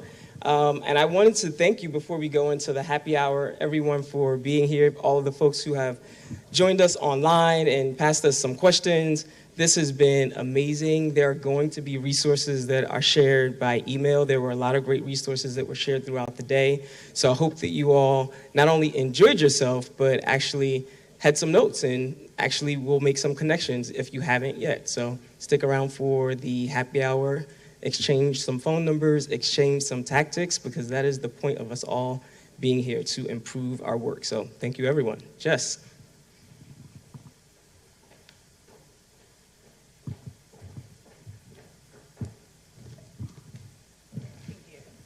Narradores. Great. Michelle said that she was between you and happy hour. I get to be both after that presentation and amazing conversation and all of the panels that we've had today and truly between you and happy hour, so I promise to keep it brief.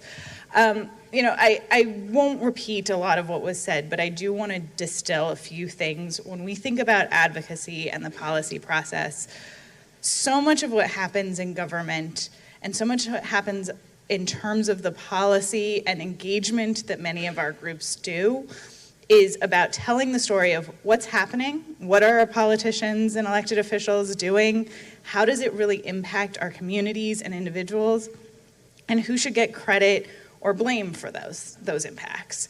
And I think that what we've seen today and so many of the conversations that we've had are around storytellers are both the people actually impacted, and also the best way to describe those impacts in their community. And so I want to just take a few words that I heard a lot today and offer some brief thoughts. One is impact, the other is agency and how to do that ethically, giving people a platform to do so and giving them the agency in order to make an impact in their own lives, and then gratitude. And I think when, ultimately, authentic stories and the storytellers behind them are what is key to impactful advocacy these days, and making sure that there's a connection between our government and the responsibilities that they have on a day-to-day basis and the change that we want to see in the world. And really it's our job to, in an ethical and thoughtful way, provide a platform, provide a stage through a tactic agnostic approach to let storytellers claim that part of their own story and be the advocates that they truly want to be. And so, with gratitude, that should be at the center of all of what we do. So much of our day-to-day gets bogged down in what's the tactic, what is the clickbait, how do you think about the next measurement, how are you describing the impact you've had to a donor or to a partner, and you distill it down to data. There are people behind this, and I think the point of today was really about showing how to take those stories, how to have the impact, how to give them agency, but how to do it with centering gratitude for them taking time out of their day. So many of us spend every single second thinking about what policy and politics and advocacy looks like. Storytellers have whole lives outside of the work that we're asking them to do. And every moment that they spend taking the time to engage, not as the small business owner, not as the mom, not as the person that is actually what they have dedicated their day-to-day lives to, but stepping into our world to think about how to make their story something that can transform the lives of their neighbors, their community, and so many others that they will never meet, is about making sure that we are filled with gratitude for them doing that and acknowledging that. So with gratitude to every person who made time today to present their thoughts, to talk about ways that we should be doing this within our advocacy space, and particularly to Barian for his leadership in bringing us all together and doing this and sort of forcing us to think about how we do our work and taking that step back in what has been a tumultuous several cycles in our political system, and making sure that we are centering the stories of those most impacted. Thank you so much, Barry, and please a round of applause for this amazing leader. Thank you for all of the work that you have done throughout your career to tell people's stories, to continue to doing that. And thank you all for the work that you do. Appreciate it.